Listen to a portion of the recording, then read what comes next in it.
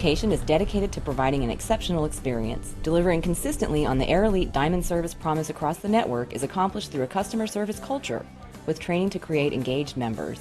Every Air Elite member completes this training to ensure the customer experience is memorable.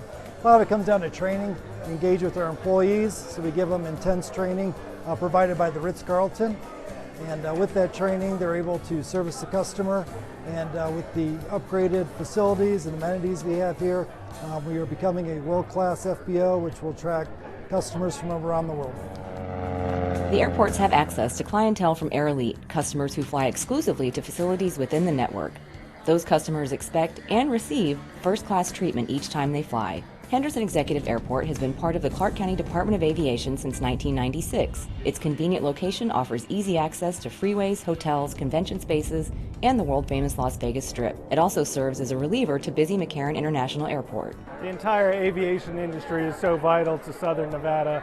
They worked so hard to achieve this status. It's not something that just happened overnight. It's something they worked hard to achieve. It's the quality and the service that we provide to those coming and going through this airport that helped earn that status. Congratulations. Thank you so much, everybody. After a $2 million renovation, North Las Vegas Airport was primed for Air Elite status.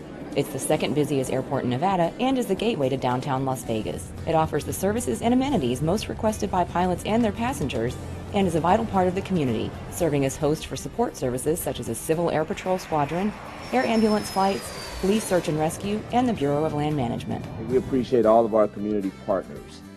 To the sponsors that have helped make this possible, thank you all so very much. On behalf of the Board of County Commissioners, we are extremely grateful for the partnership as well as the sponsorship. Air Elite locations have strict service expectations and are audited to assure that the service dedication remains at the highest level.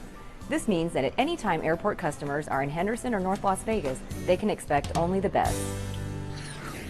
McCarran offers a unique opportunity for business owners who want to showcase their products and services to a diverse selection of travelers. Here's a look at one of our many outreach programs that help educate entrepreneurs who want to do business at the airport. Business opportunities at the airport are abundant, from concessions and advertising to construction and engineering. Working with McCarran is an ideal way to partner with local government. When you start to know all of the resource partners and everyone who's available to you, you can really start getting a wealth of information to help you grow. Outreach events like this one are hosted by the Department of Aviation to give entrepreneurs information on how to do business at the airport. I came here to the workshop because I need information on all the different resources that they offer for people who are starting a new business at the airport level. I do know that selling retail or import in a brick and mortar is much different than the airport concessions, so that's why I want to get here and get all the resources that you have. How many of you have a written business plan? In addition to giving small business owners important information about partnering with the airport, community resource partners offered their assistance to small and startup businesses. From the IRS to the Nevada Department of Business and Industries, the seminar covered a wide range of business management tips for those who attended. The event outlined useful information to prospective entrepreneurs, and for those who already have a business at the airport, it was a chance to network. For me, it's finding the right talent, making sure to increase my network a little bit so I'm able to find people. After working here for a while, getting to know the people that work here that are in the different departments, different organizations, that's been helpful as well. During this outreach seminar, airport staff provided information regarding how McCarran's request for proposals or RFP process works and how proposals are evaluated. One thing about the DBE certification, it creates a level playing field for all DBEs and ACDBEs so they can fairly compete. The Department of Aviation has established a Disadvantaged Business Enterprise Program and an Airport Concession Disadvantaged Business Enterprise Program to ensure that small, disadvantaged minority and women-owned business enterprises can compete fairly for federally funded transportation-related projects. The airport has a dedicated business section on its website packed with helpful information. Visit mccarran.com/business to learn about concession, construction, and purchasing opportunities. In addition, the website also lists upcoming business outreach events, public notices and meetings that current and future business owners will find informative. Las Vegas is a must-visit destination known throughout the world. With the start of new nonstop flights from 2 additional airlines this summer, travelers from even more cities can experience what the U.S. Southwest has to offer. McCarran recently celebrated the arrival of 2 new airline partners in true Las Vegas fashion.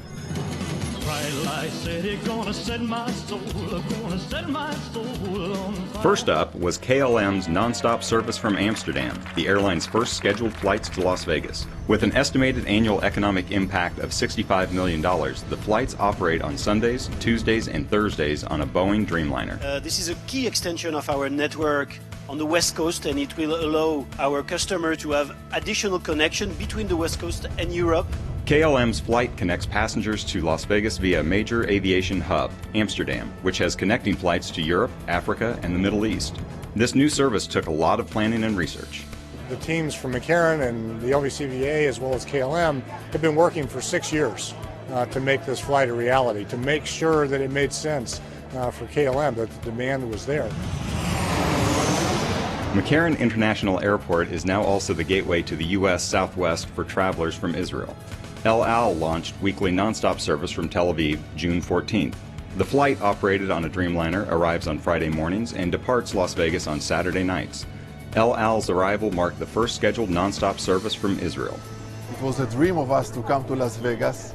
We are operating today from Los Angeles and San Francisco, and it's just so natural to put Las Vegas as a destination from Tel Aviv today. So we have the gold triangle: Los Angeles, San Francisco, and Las Vegas. International travelers are desirable for Las Vegas because they tend to stay longer and spend more, a win-win for our tourism-driven economy. Certainly the strength of the destination of Las Vegas is what attracts everyone.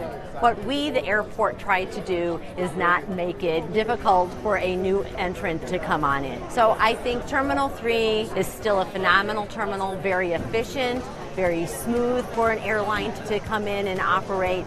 Non-stop flights on KLM and El Al also offer locals new ways to see the world, connecting Las Vegas with yet another city in Europe and the history and excitement of Tel Aviv.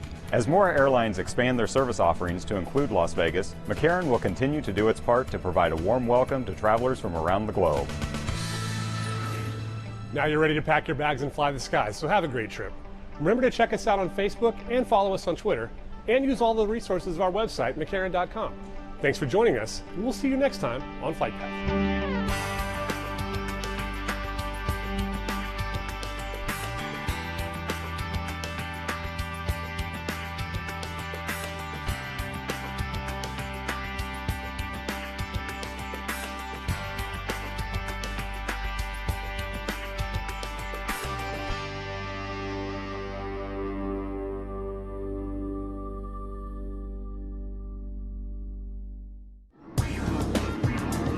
Clark County, Nevada, a dynamic and vibrant community where we live, work, and play. Thanks for watching Clark County Television, the best access to your local government.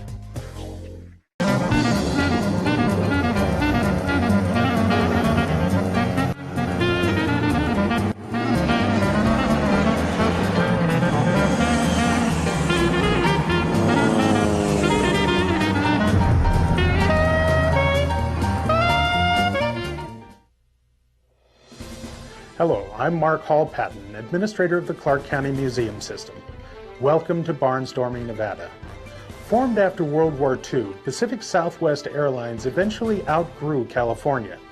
When it did, it became a significant carrier to southern Nevada. Today we will look at the history and impact of PSA.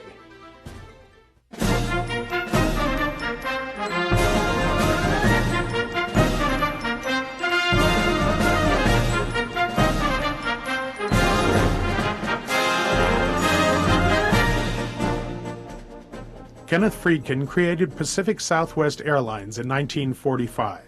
Often referred to only by its initials, PSA, it became a major carrier for the Las Vegas market throughout the late 1970s and 1980s, when it finally merged with US Air and was lost as a separate carrier. Friedkin was originally a fixed base operator in San Diego. He had created a charter airline, which he called Friedkin Airlines, but soon changed the name to Pacific Southwest Airlines. By 1949, Friedkin decided to expand his offerings. PSA became a scheduled intrastate airline in California, offering flights between San Diego and San Francisco, flying one lone DC-3. Using the original flying school building at San Diego's Lindbergh Field as its office, and a bathroom scale to weigh luggage, the new airline was definitely a startup.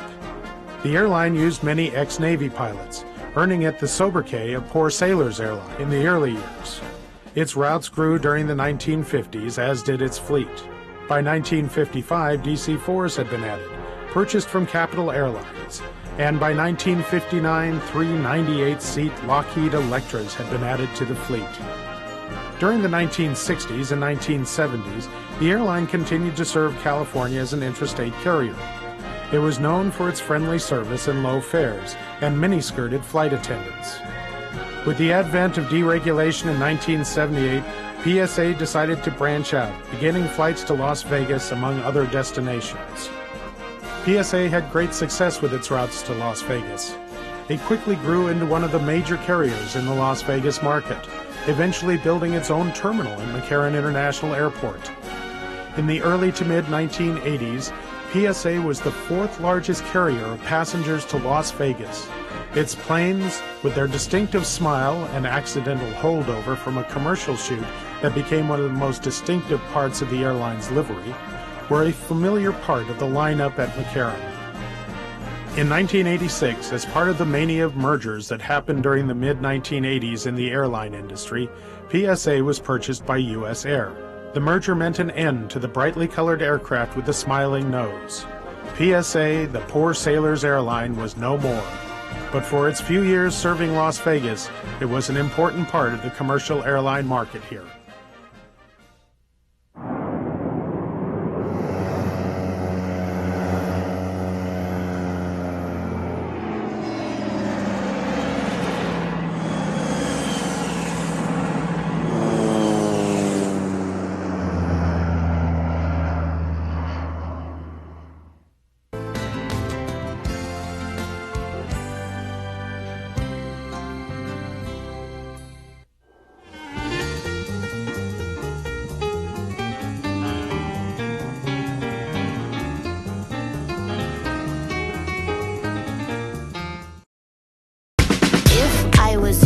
I'd wanna be me too. I'd wanna be me too. I'd wanna be me too. If I was you, I'd wanna be me too. I'd wanna be me too. I'd wanna be me too.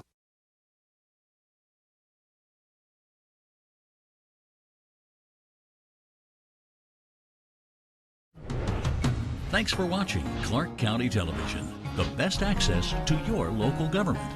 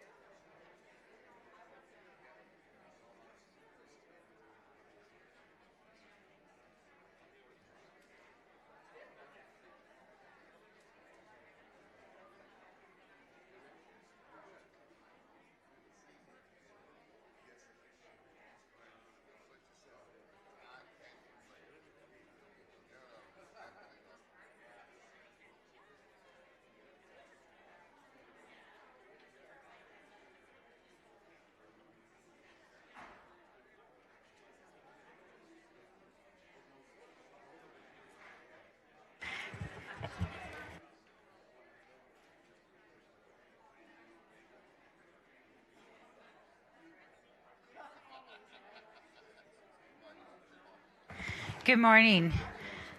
We're going to go ahead and open the Clark County Board of Commission meeting for October 15th. Good morning, Madam Chair and Commissioners. We have the invocation from Dr. Robert E. Fowler, for the senior pastor at Victory Missionary Baptist Church.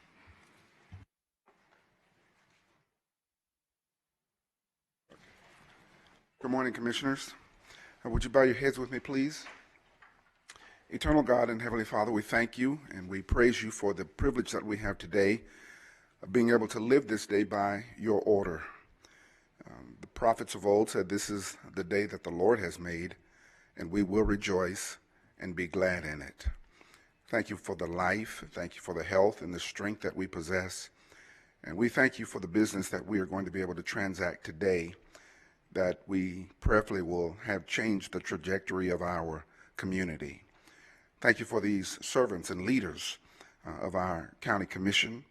We bless you for them. We are blessed to have them. And we pray for them as well as for their families, that you would continue to give them the strength to serve in the capacity that they have been elected to serve in, that you would give them the stamina to fight the battles that they have to fight, and that you would give them the strategy to be able to operate with wisdom, so that we could be a county, we could be a city, we could be a state that has peace and prosperity for every citizen. We pray these things in your name. Amen.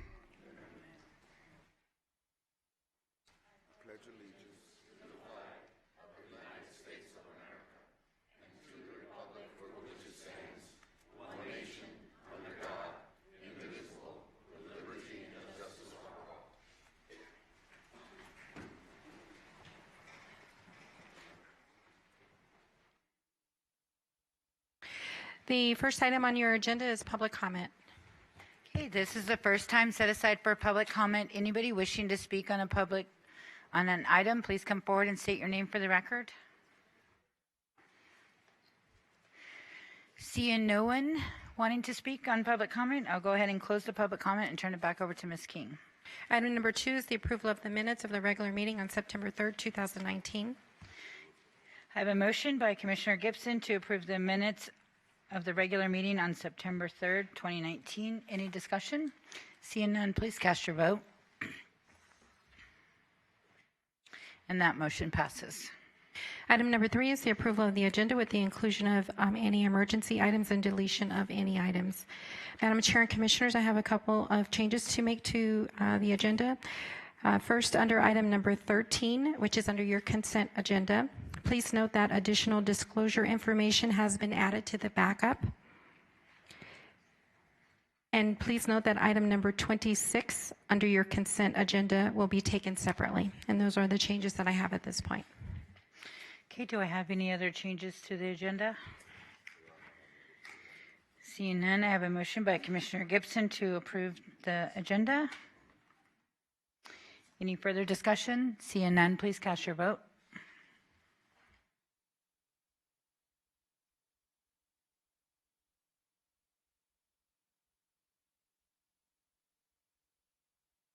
That motion passes.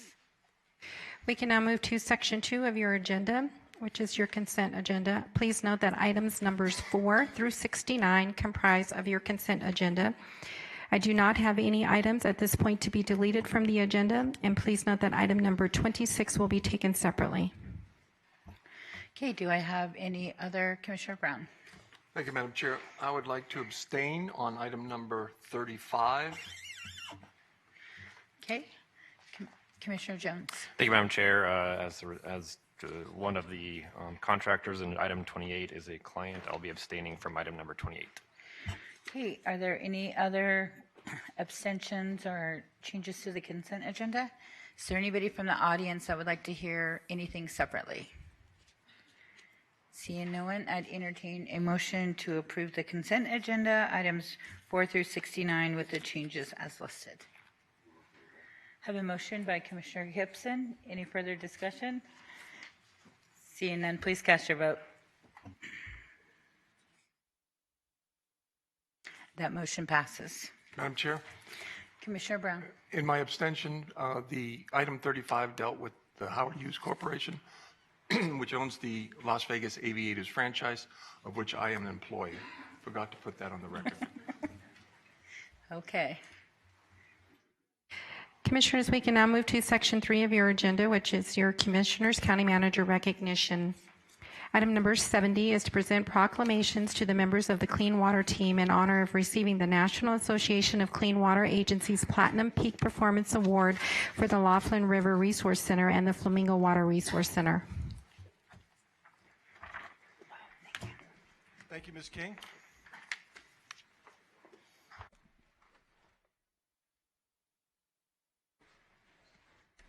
Morning. Morning. Come on in. Center stage.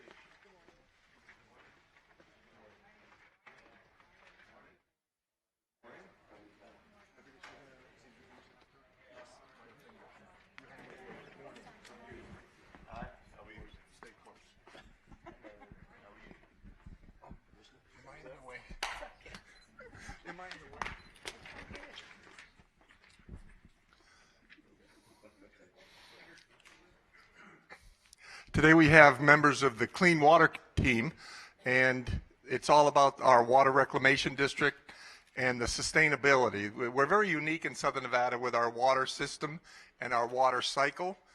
When most people, that water heads down the drain, that's the last they ever think of it, if they do at all. These are the men and women that day in and day out treat that water, return it to Lake Mead, and we get tremendous credit for the potable supply that serves the valley.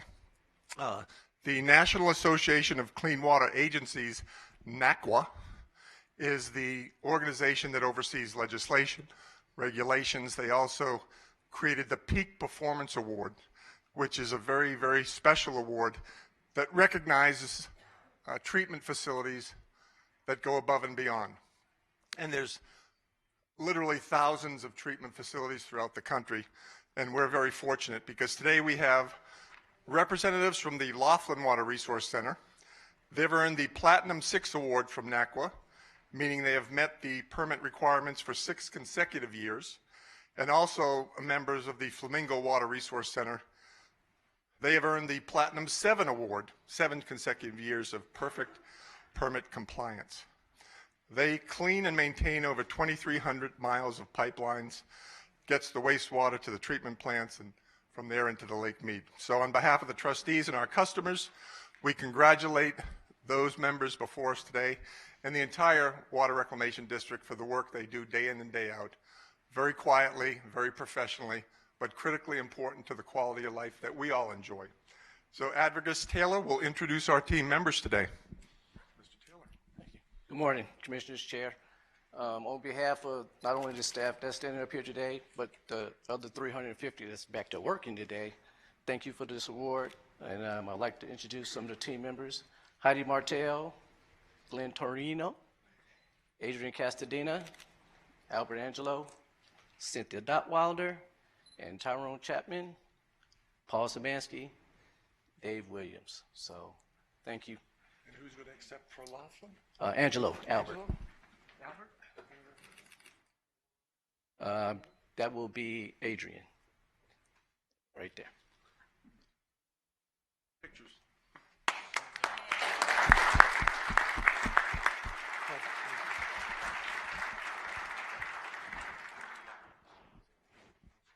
Hang on 1 second.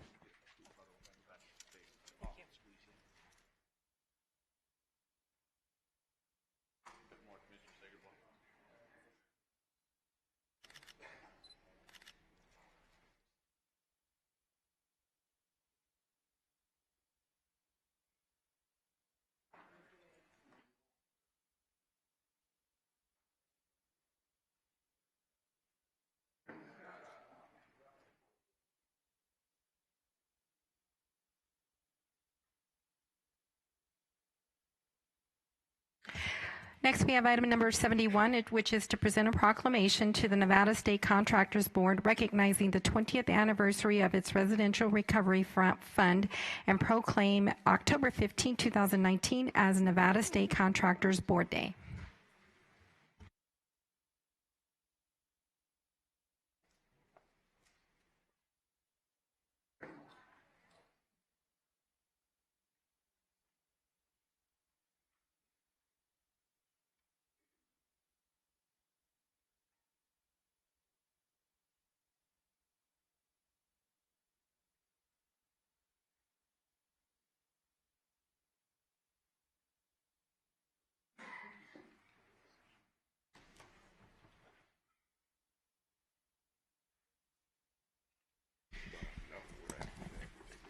Good morning, and this really is something that's unique to our valley, and so today it's really my honor to make Nevada Contractors Day Board awareness to everybody across the valley. This is something that has been in place for 20 years, so we're celebrating our 20th year anniversary, and we have our former speaker, former majority leader, former legislative guru who actually brought this legislation to Clark County. And really what the Contractors Board does is they work to ensure that residents have recovery opportunities so that they can go in and repair their homes if they find that something hasn't been working. This is a huge consumer piece that not many states around the country could talk about, but we can, and we are very successful, and we are lucky to have that partnership. As we're growing in our valley, we know how this works. Sometimes you just need to go and get some relief, and the Contractors Board has been phenomenal for doing that. So I really want to turn it over to you two ladies, because this is started 20 years ago. It's still in place, and it really has saved a lot of residents across the valley. So good morning, Margie, and thank you for all you do. Thank you, Madam Chair and members of the Commission. I'm honored today to be here on behalf of the State Contractors Board to notice the 20-year celebration of our Recovery Fund. This is noteworthy because it represents the thousands of Nevada contractors and the thousands of Nevada consumers and reputable contractors who pay into the fund, and they have had their issues resolved through the Recovery Fund. In 1999, Assemblywoman Speaker Buckley, were you speaker at that time? No. And I worked closely together to establish the Recovery Fund. We looked at other states, found out what was working in some states and what was not, and we were happy that the legislature passed unanimously Assembly Bill 636, and it was signed by Governor Gwynn at the time and became law on October 1st, 1999. I'm very happy to say that to have Ms. Buckley next to me today. I can't believe it's been 20 years, but it has. And I'd like to turn it over to her for a few comments about her insight on the fund. Thank you so much. This legislation started because I got a call from a 79-year-old who lived in a mobile home park at Flamingo and Harmon. And he called legal aid, and he called me because I was his assemblywoman. He had hired a licensed contractor and his roof collapsed. And then he was sued. And he said, Miss Buckley, how can this be possible? Well, what happened was the contractor had a bond, but there were so many claims against the bond that the insurance company sued everyone in an interpleader action, and he ended up getting pennies on the dollar. So it kind of led to this thought, there had to be a better way. And that was creating a fund. So someone wouldn't have to go to court, wouldn't have to get sued, and could actually get help. And the Contractors Board was amazing. They embraced the idea. They worked with me on it. And in the past 20 years has helped so many consumers through the process. It's government at its best because it works for the people. And you can't say that all the time about agencies, but this one always puts the consumer first. And so I'm really proud of this fund, its record, and I thank the County Commission and the Chair for this recognition for the Contractors Board.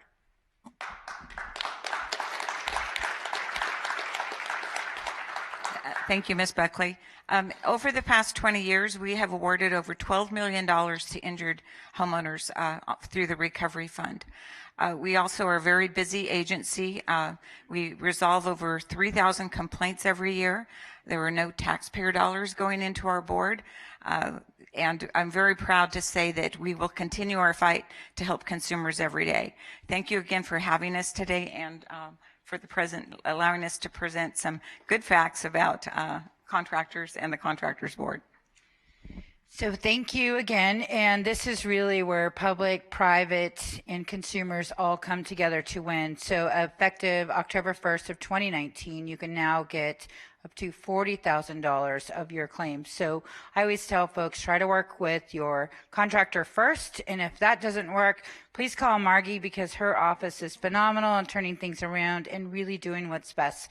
So congratulations, and thank you for all you do. Thank you, Speaker Buckley, for introducing it and making a lot more consumers happy in this valley. So thank you.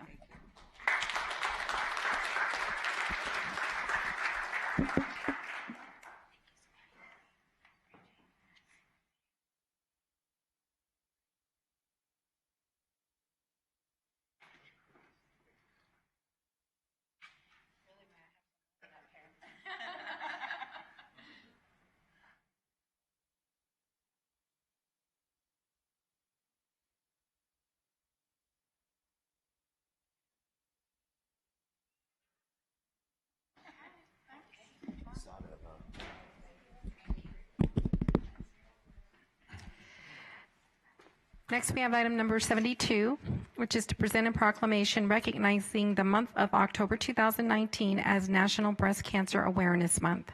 Thank you, Madam Manager. Good morning, Clark County. Each year since I've been here as a commissioner, I've had an opportunity to use my platform as well as Skip, it looks like you're already rolling a video, and we didn't call for that. All right. So each year, okay, there it is.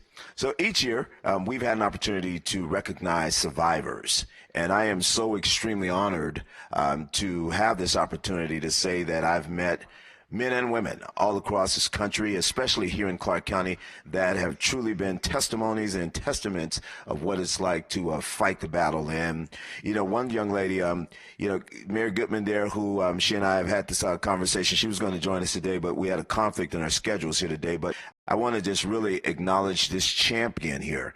She's been a champion. I appreciate the fact that she's standing on it, she's owned it, and she's been fighting. And I just, in her absence, can we please give her a big round of applause, please? Thank you, Mary Goodman. Young lady I had the pleasure of meeting some years ago reached out to me, and she and her organization, Sisters Network, who hosts a number of events in my district. Ms. Jeannie Beatty, if you'd join me up here at the dais, I sure would appreciate it. I just want to thank you and thank the ladies of Sisters Network for what you all do in Clark County, particularly in District D. You all have been a great voice for a number of men and women, particularly women whom have been fighting the battle, whom have fought the battle. Some weren't so successful. But thank you all very much. Ladies from Sisters Network, if you stand so we can recognize you all as well. If you can recognize some of the representatives, please.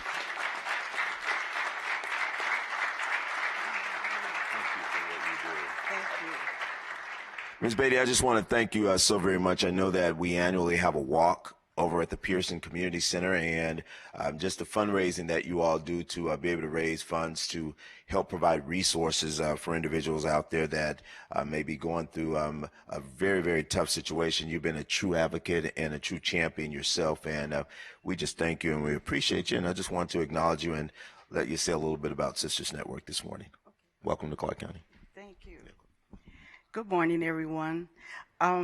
What our organization does, we're in the community, we help people that needs help here. What we do, if someone needs money for help with their chemo or their treatments, we'll help them pay for their treatments. We give them transportation backwards and forth to their treatments.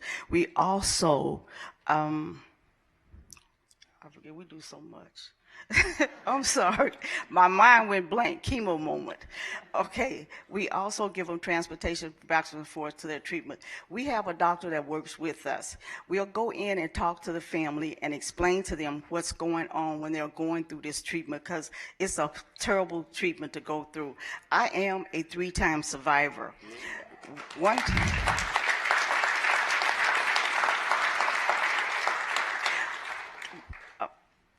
One way we have of raising money to help these women, we do it this way. We have a tea that we're having October the 26th, and it'll be at the Culinary Arts on 710 Westlake Mead, and it's the 26th of October.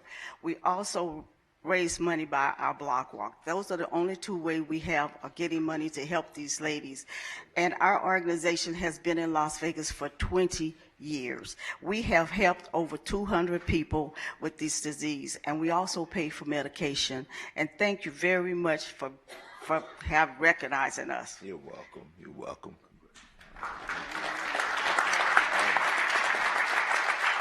Well, let me present you with this champion medallion. How about that? I don't want to mess your hair up. Okay. All right. Well, thank you so very much. And if you don't mind, Larry Brown's going to give you some flowers. Okay, there you go. All right. Yeah, go Larry. Okay. Woo-hoo. All right. If you don't mind, if you join me, I have a couple of other honorees that I'd like to recognize here today. This young lady here, she's fighting a good fight right now, and I'm so very pleased to have her here. Africa, are you here with us? Here she is, everybody. Africa Sanchez. She's this phenomenal young lady right here. One of those. Yeah, that one right there. Yeah. Okay, you can present. Here, Commissioner. Give me that. Africa, thank you so very much for being here today. We truly appreciate you, and we want to say hello to everybody. Okay, all right. I guess I'll wait. Okay, enough already, Tick. Enough already. Let's move on. They said I took too long last commission meeting. All right. So, Africa, thank you so very much. I know you've been fighting a good fight, and I've seen your daughter and her volleyball team and everybody going pink and really getting behind your battle, and you've just been an amazing champion. I'd like to present you with this championship medallion as well. You don't have to mess up my hair. I won't mess your hair up either. All right, sweetheart? There you go. Oh, no. Thank you. I just want to say that you don't know what you don't know. And I did my mammogram at 40 because it was expected, and then I had no history of breast cancer, none in my family, not genetics, and nothing. And about 4 months ago, my son elbowed me while I was sleeping, and that's how I found the lump. And so I hadn't had a breast exam or a mammogram in 4 years. So ladies, love yourselves. Husbands, men out there, take your wives, your daughters, your beloved, and have them have a mammogram, because it's so important. You think that you're invincible, and it turns out you're not. So get those breast exams and check those boobies. I'm serious.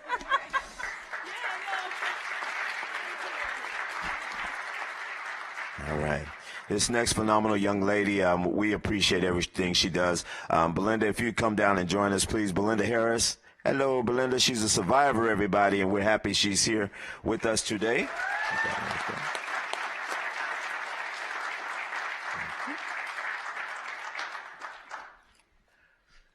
Belinda is a survivor. She's a native Nevadan also, too. We're so proud of Belinda. I watched her grow up in the community, and she went away and went to school and came back, and then she went to law school and came back, and she's offering her services as one of our lawyers in the community, and she gives back so much, and we just appreciate you, Belinda. We just thank God for blessing you, and you are a survivor, and we want to give you one of these medallions here. Thank you for being a champ. Thank you. You're welcome. Okay, go ahead. Hug everybody. Hug them.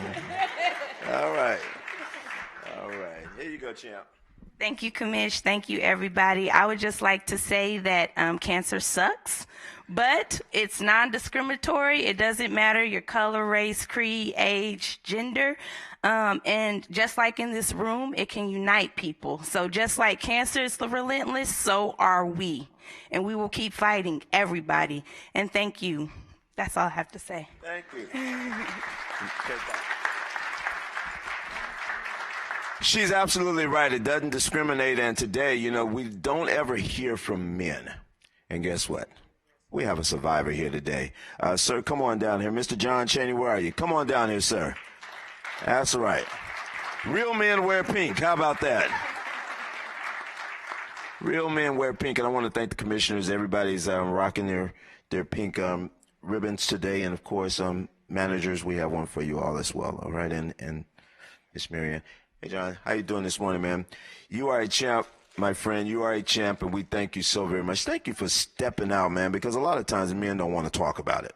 But we appreciate you, so it's been life-changing. Wear that for us, all right? There you go, man.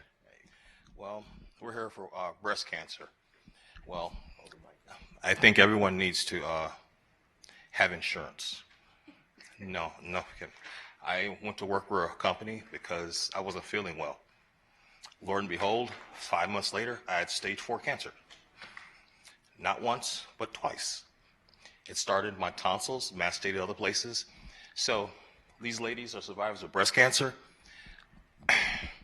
This is all gone. They had to take my left pec and replace it to my neck to save my life. So I'm still fighting the fight. We'll see how it goes. It's been life-changing. But I appreciate everything these ladies have gone through, and it's scary as hell, by the way. So, but anyway, I thank you very much. I appreciate it.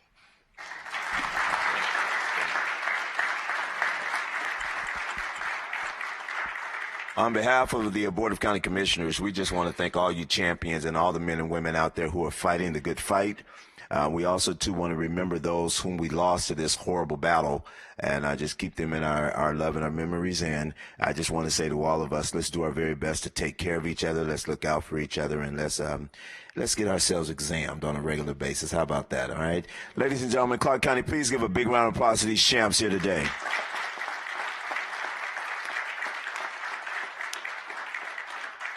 Thank you. Thank you very much.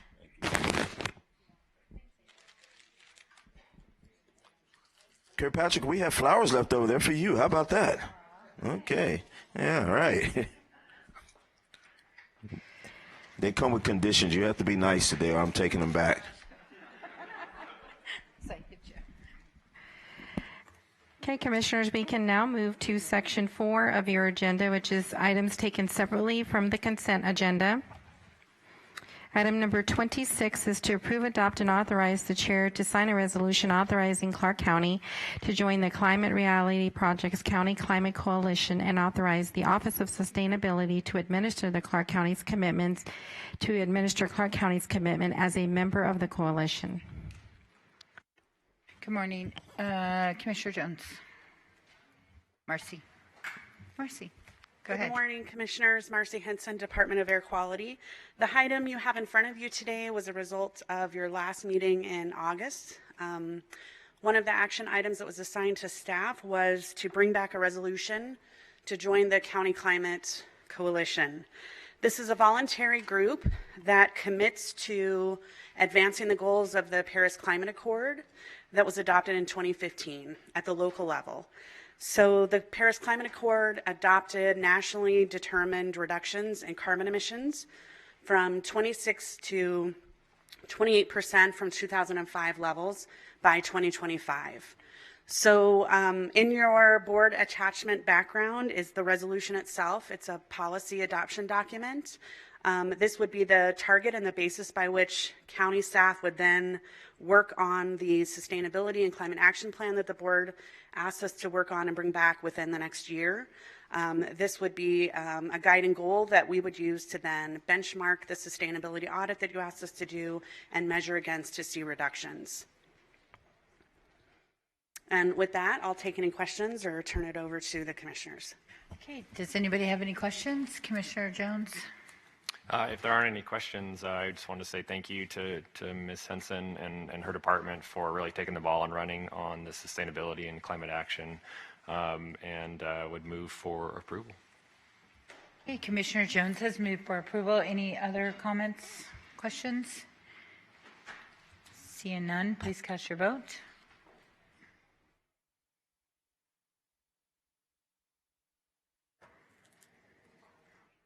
And that motion passes. Thank you, Ms. Henson. Thank you.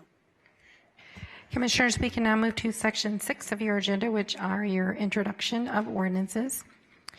We have item number 74, which is to introduce an ordinance amending Clark County Code Chapter 2.42, governing the ethical conduct of county officials and employees and providing for other matters relating thereto, and set a public hearing. Staff is requesting or recommending that a public hearing be scheduled for Tuesday, November 5th, 2019 at 10 a.m. I'll set the public hearing for Tuesday, November 5th at 9 a.m.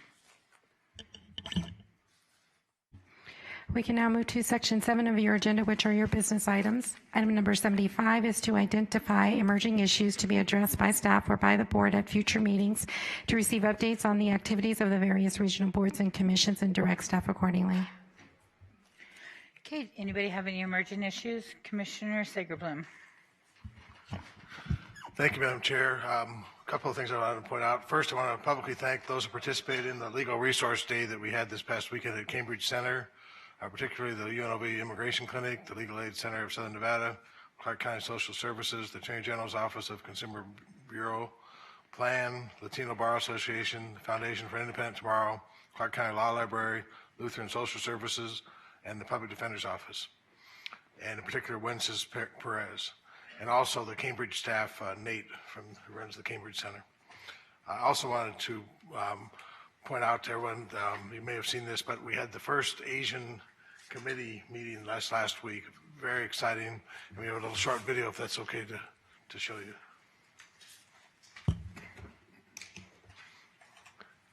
You can see the diversity.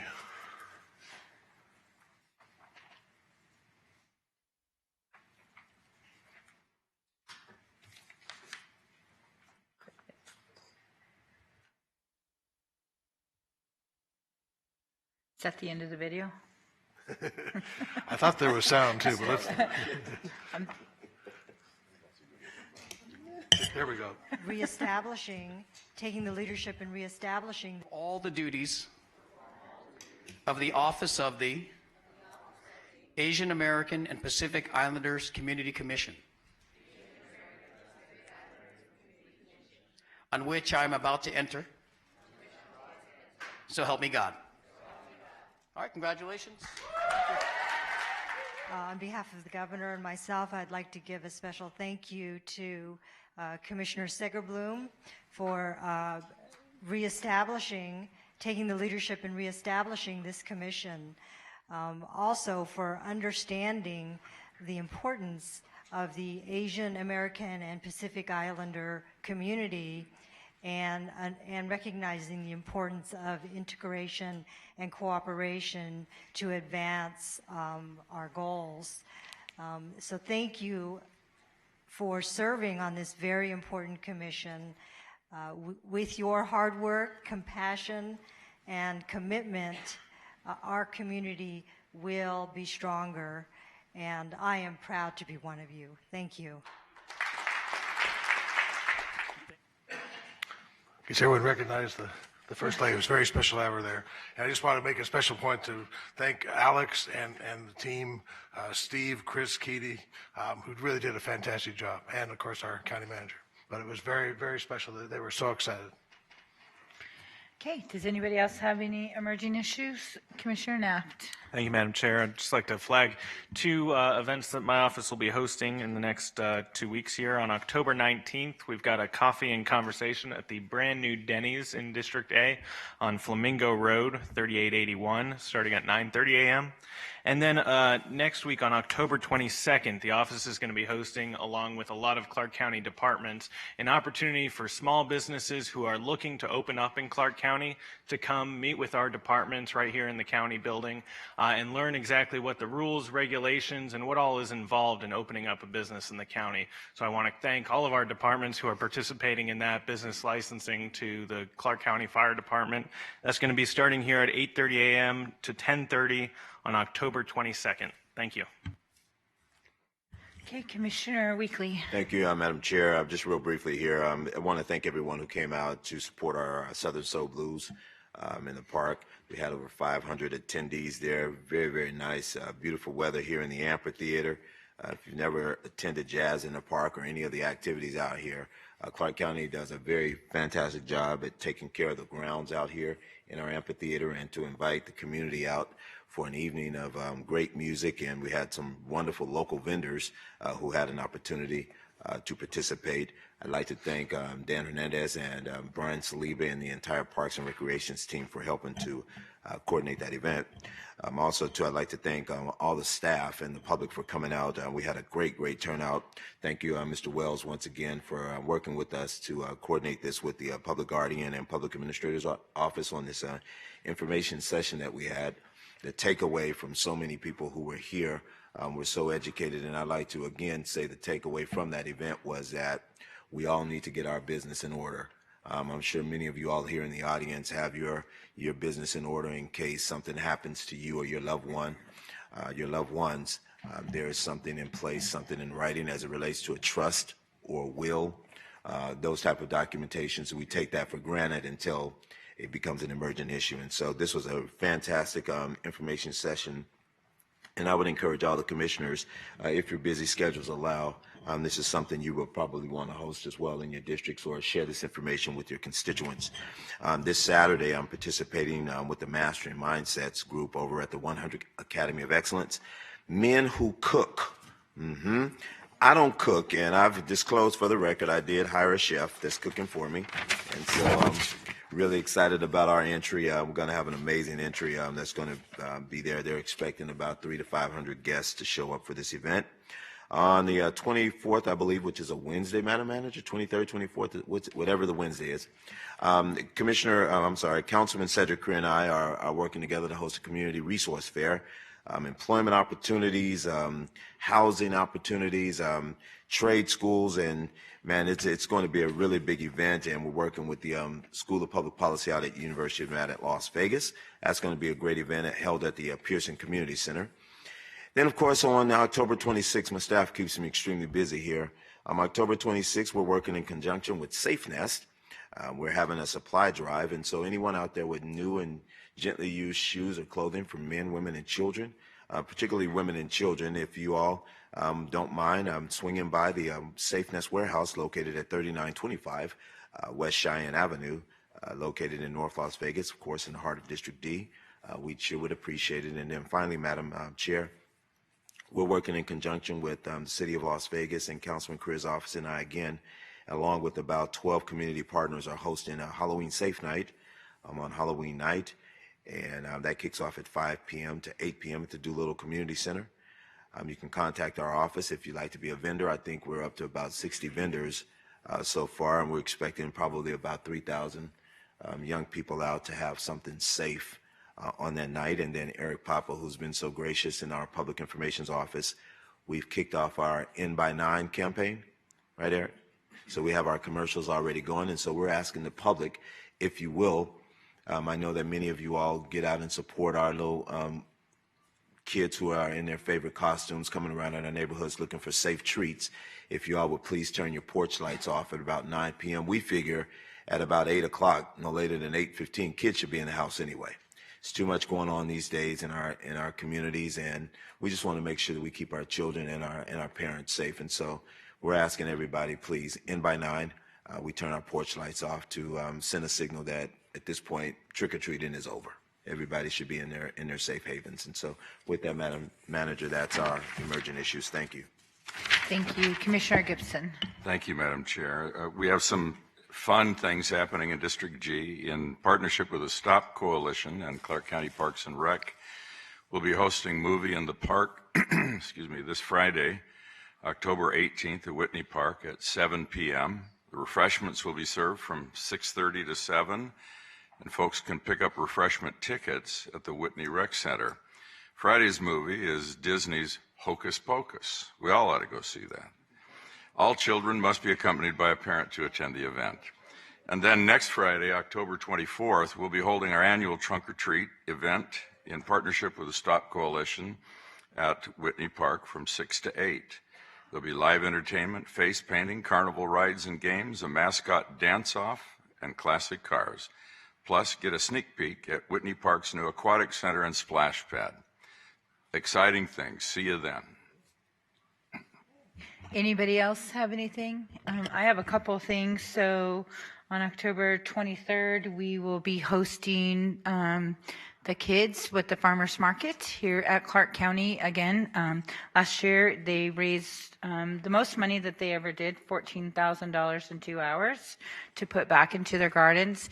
This year, we expect over 600 kids, fifth graders, that will be selling their products. So they've been working pretty hard in their gardens to get it all together. And so I'd encourage folks to save up on your vegetables, because that's what's this time of year, and the herbs, and they always come up with some strategic stuff. So thank you to staff and RPM and HR for allowing the kids to have a central location to be part of it, and they really like coming. So I promise to be out there to help with the parking because I'm sure that it'll be extremely busy that day. But it's important to the kids, and they really do get some good science out of growing their gardens. Secondly, just a reminder to the residents of District B, we have several trunk or treats that are going on. They start on the 20th and they end on the 31st.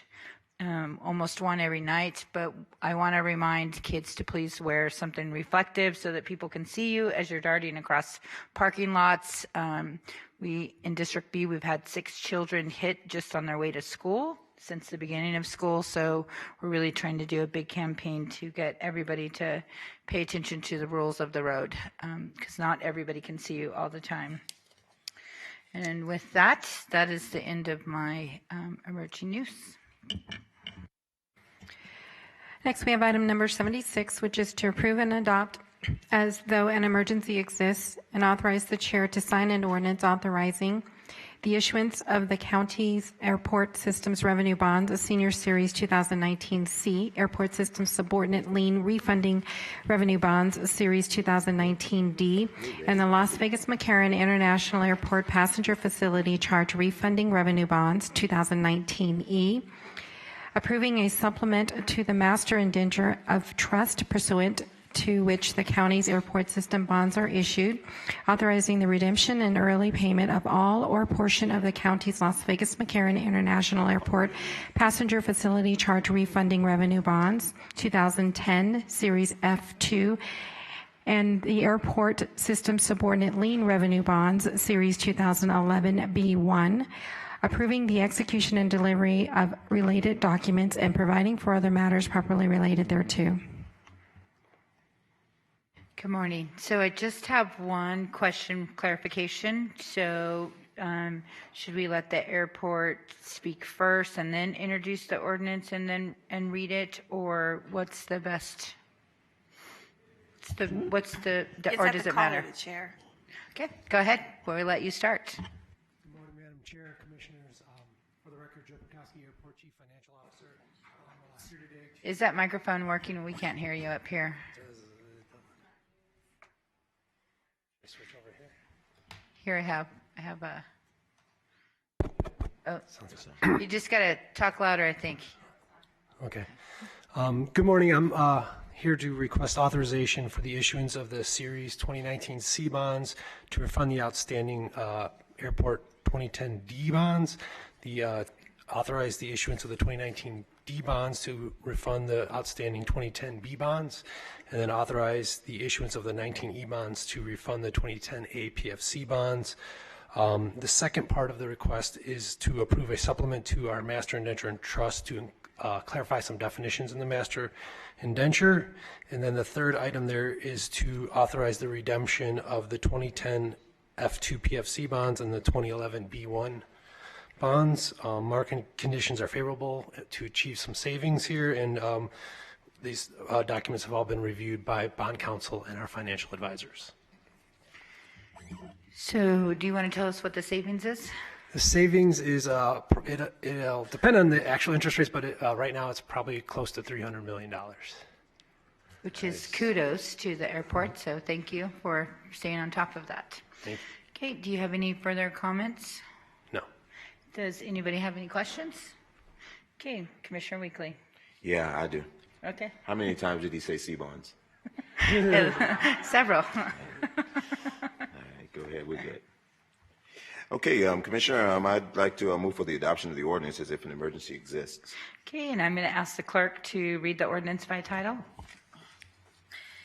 An ordinance relating to the county airport facilities for Clark County, Nevada, authorizing the issuance by the county of its airport system revenue bonds, Senior Series 2019C, its airport system subordinate lien refunding revenue bonds, Series 2019D, and its Las Vegas McCarran International Airport passenger facility charge refunding revenue bonds, 2019 Series E, approving a supplement to the master indenture of trust pursuant to which the county's airport system bonds are issued, authorizing the redemption and early payment of all or a portion of the county's Las Vegas McCarran International Airport passenger facility charge refunding revenue bonds, 2010 Series F2, and Airport System Subordinate Lien Revenue Bonds Series 2011 B1, approving certain documents and other matters related thereto, declaring that this ordinance pertains to the sale, issuance, and payment of bonds, and adopting it as if an emergency now exists,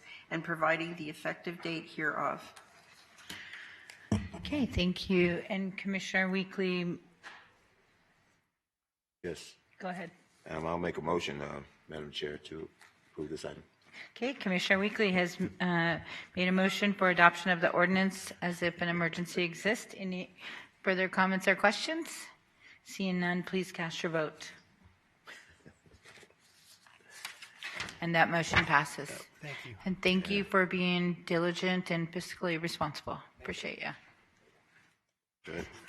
Next, we have item number 77, which is to appoint one qualified individual to serve on the Enterprise Town Advisory Board for the remainder of a 2-year term ending January 4th, 2021, from the list of applicants noted on your agenda item.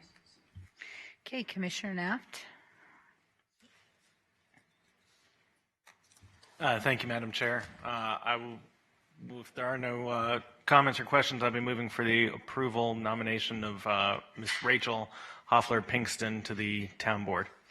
Okay, Commissioner Naft has made a motion for Rachel Hoffler-Pinkston to sit on the Enterprise Town Advisory Board. Any further comments, questions? Seeing none, please cast your vote.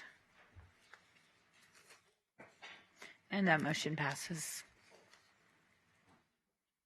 Next, we have item number 78, which is to approve, adopt, and authorize the chair to sign the ordinance authorizing the issuance by the county of its Clark County, Nevada, highway revenue bonds, indexed fuel tax, and subordinate motor vehicle fuel tax, Series 2019, and the maximum principal amount of $60 million as if an emergency exists.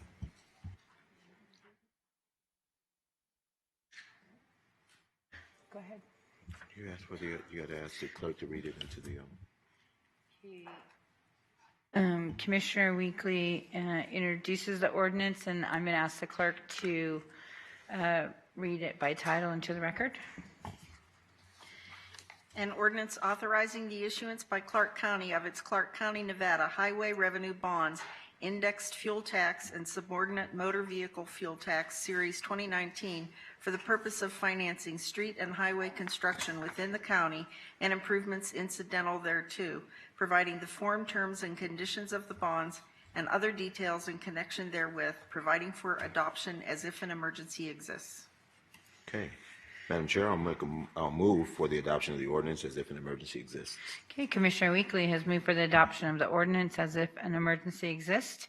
Any further comments or questions? Seeing none, please cast your vote. And that motion passes. Item number 79 is to receive a report from the Department of Family Services regarding the Count Me In foster parent recruitment and support campaign and direct staff accordingly. Good morning, Mr. Birch, and thank you. I know that this was on the agenda last time, but I wanted to give you plenty of time because foster care is important and recruitment especially. Thank you, Commissioners. Tim Birch, Human Services Administrator for Clark County, and I'm here with one of my wonderful teammates, Jennifer Earps, who's the manager of the Department of Family Services Resource and Development Supports Unit. Jennifer, you might want to get Mike ready on that side, so I can hand off to you.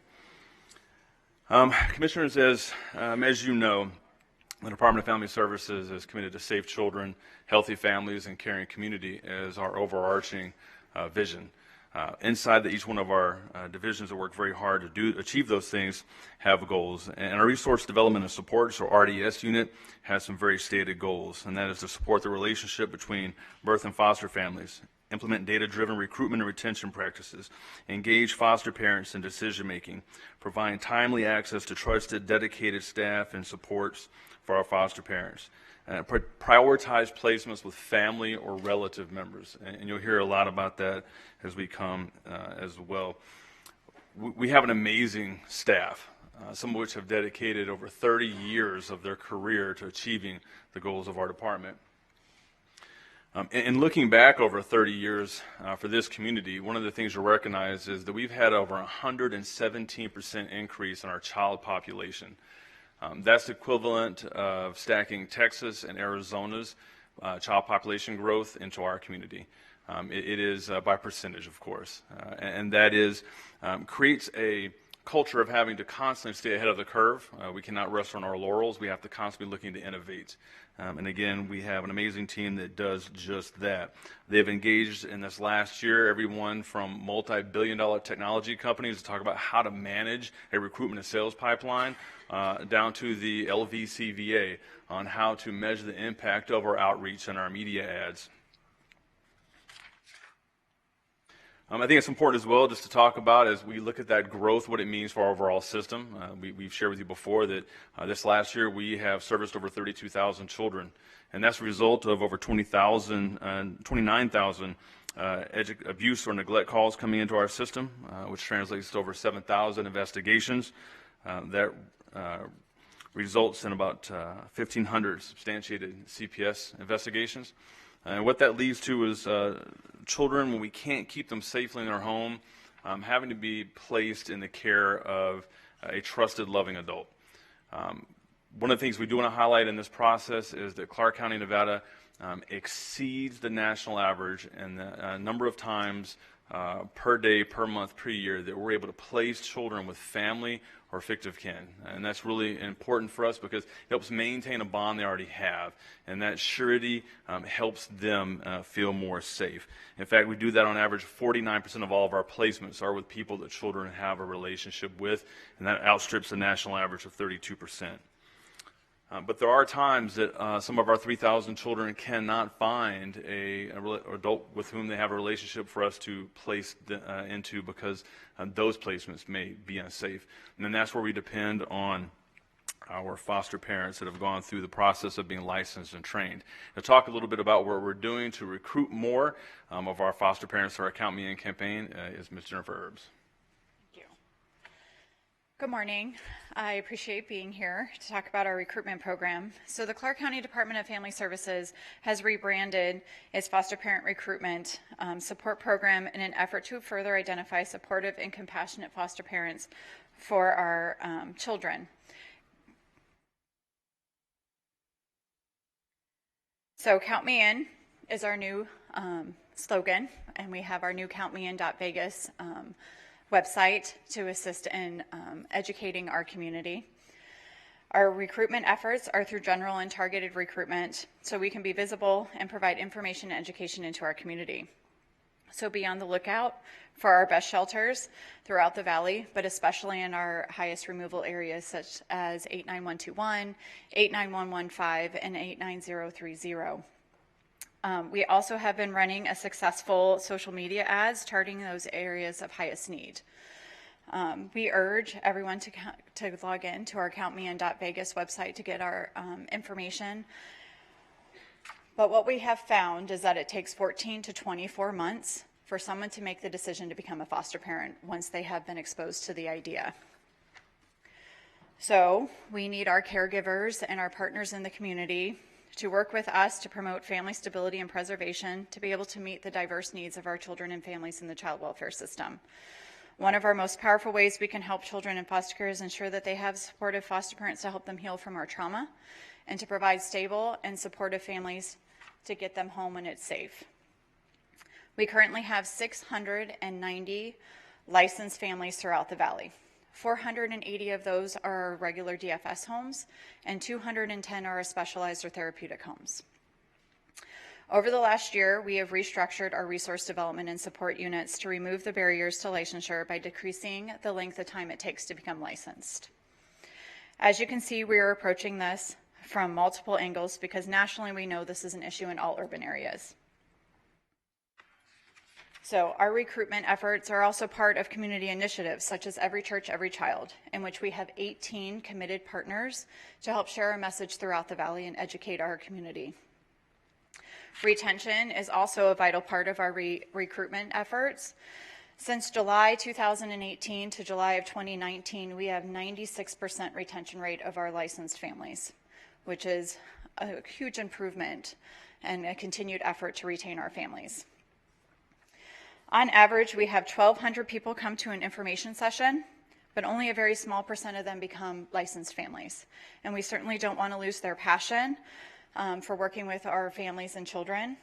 And this is where our 10 ways to support our foster children is so important. It not only educates our community, but also provides those who are not quite ready to become foster parents other ways that they can stay involved, like donating hard goods to Peggy's Addict, volunteering through our CASA Foundation, or if this is something that you are passionate about, you can become a recruitment ambassador, in which we can bring recruitment information to your place of business, and we can even provide an information session right there at your own business. We've talked a lot about recruiting in the community, but I certainly don't want to count out our county family. We have asked all of our departments within the county to post our information, not only to share with the community, but to educate our county family as well. We have recently started coming to Food Truck Fridays right here at the Government Center, in which our recruitment team has been out by the food trucks with their information table, able to engage our Clark County employees with information on how to become a foster family, or any other 10 ways that they could potentially become involved with our children and families as well. So we thank you for the opportunity to be able to highlight this Count Me In campaign. This is something that we've been working on for the last year to really get rolled out. Thanks for all the commissioners, Commissioner Jones, who opened up opportunities for us to come and speak specifically to targeted groups. Because what we know is this: individuals that belong to a household of faith, individuals who work in helping professions such as UMC, and the DA's, the PD's office on making pitches for individuals to open opportunities up for us to come and talk to them.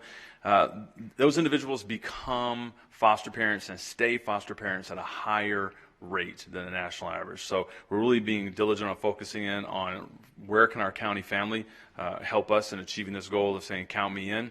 And we know it's a big lift to open your heart and your home to a child. But again, there are multiple ways you can do something as simple as mentoring, something that Commissioner Weekly hosts mentoring events on a regular basis. So there are a lot of things that each of us can do in our communities, in our neighborhoods, because the key is we want children to stay connected with the relationships they have. And if they can't be with a loving, caring adult with whom they have a relationship with, at least with their peers, their friends, their coaches, their mentors, and the schools they already attend before they have to be separated from their families. So again, we hope you continue to see these ads, hear them, see them throughout digital media, iHeartRadio, and our other partners. And we just thank you for the opportunity to come and present this to you. Thank you. Okay, thank you. Commissioner Jones. Thank you, Madam Chair, and thank you for the presentation. Thank you all for coming out for an information session in my district a couple weeks ago. I worked with kids in DFS as a CAP attorney, and so I saw the tremendous need, and I think that this is something that we as County Commission definitely should get more involved in. If you haven't been through an information session before, even if you're not going to become a foster parent yourself, I think it was very educational for me and my team to learn what the opportunities are, because it's not simply you accept a child into your home permanently for the next 20 years. There are many opportunities to provide respite care, to provide other opportunities. And I know I requested some advertisements so we can put the information in our newsletters. And so if any of you would like those advertisements to include in your newsletters, they're already prepared. So lots of opportunities. I know that we all have the opportunity to really educate ourselves so that we can remind those in our communities of those opportunities. I got an email yesterday from a religious leader wanting to have you guys come to their congregation, and I think that there are many other chances to increase the number of good, loving homes in our community here. So thank you. Thank you, Commissioner. Commissioner Weekly. Thank you, Commissioner Kirkpatrick, Madam Chair. I want to thank Commissioner Jones as well for really diving into this particular issue here, and I want to thank DFS, Tim and his staff so very much. Samantha, thank you all very much. You all have been beating the pavement, Jill, and all of y'all have been beating the pavement on this for a long time. And the various campaigns that you all have introduced, you all have covered the gamut. And so I'm grateful that, Madam Chair, you put this back on the agenda to give it the attention that it really needs.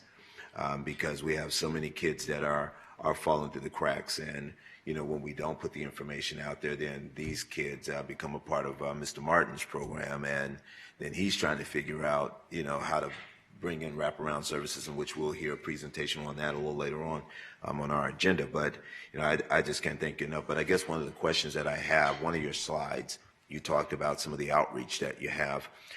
Are we working with a number of our community partners as well? I see CASA every week doing a lot of great work with their boots on the ground, but the Project 150s and the Partnerships for Homeless Youth, and you have the Project WEES, and you have these programs out there that have already a congregation of especially these young people who are almost at the age of aging out of the system here.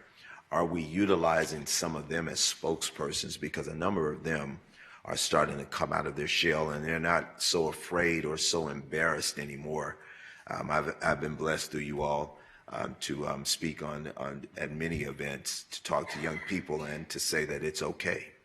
It's not your fault. You know, that you have a voice and you have a purpose. And so to be able to use some of these young people, I want to know, are you all utilizing them at all? So I know FATE, through our independent living services, is very involved in speaking engagements. My recruitment team, I don't know specifically if they've reached out to like Project 150, but that is definitely something that we would look into. Recruiting for teenagers is obviously one of our highest areas of needs in our community with our families and our children. So those are definitely opportunities that we're looking for and information to reach out for sure. And you know, Mr. Birch, I'd like for you, you and Ms. Charles, Samantha Charles, gave me an opportunity. I was on one of those movie theater PSAs, and it was kind of cool. It was my closest to getting to Hollywood that I might get, but to be on the big screen, but to be able to use these commissioners up here with their platforms. It's just such a cool feeling to have a number of people walk up to you and say, "Wow, I saw you." I didn't know you're doing movies now. I'm like, no, it was a PSA. But at any rate, I mean, what a cool experience. But to be able to utilize the, platforms that each of us have here, and you know, with the various contacts and resources. I know with Commissioner Brown, he does a lot with young people over with the aviators, and you know, Commissioner Kirkpatrick, who's being humble up here. Last year, she took some kids from DJJS that she fell in love with, who did an opioid presentation for us, and exposed them to the Vegas Golden Knights, which just freaked these kids totally out. It just really turned their whole mentality around in terms of what the possibilities can be. And so I just say to you all, continue to utilize everyone up here and share this information. And you know, if you walk the floor up here, everyone, they all have newsletters except me. Right, that part. But I mean, I just think, again, to share the information would be fantastic, going through the offices up here and getting them more involved. Absolutely. We appreciate that, Commissioner Weekly. By the way, if you're going to this winter blockbuster movie season, we again will be airing that PSA October through December. And we would gladly work with C4, Skip, and the team to get any of our commissioners on film, in newsletter, anything else we can do to continue to reach out and let people know, to wrestle with the question, can we count you in helping young people in care?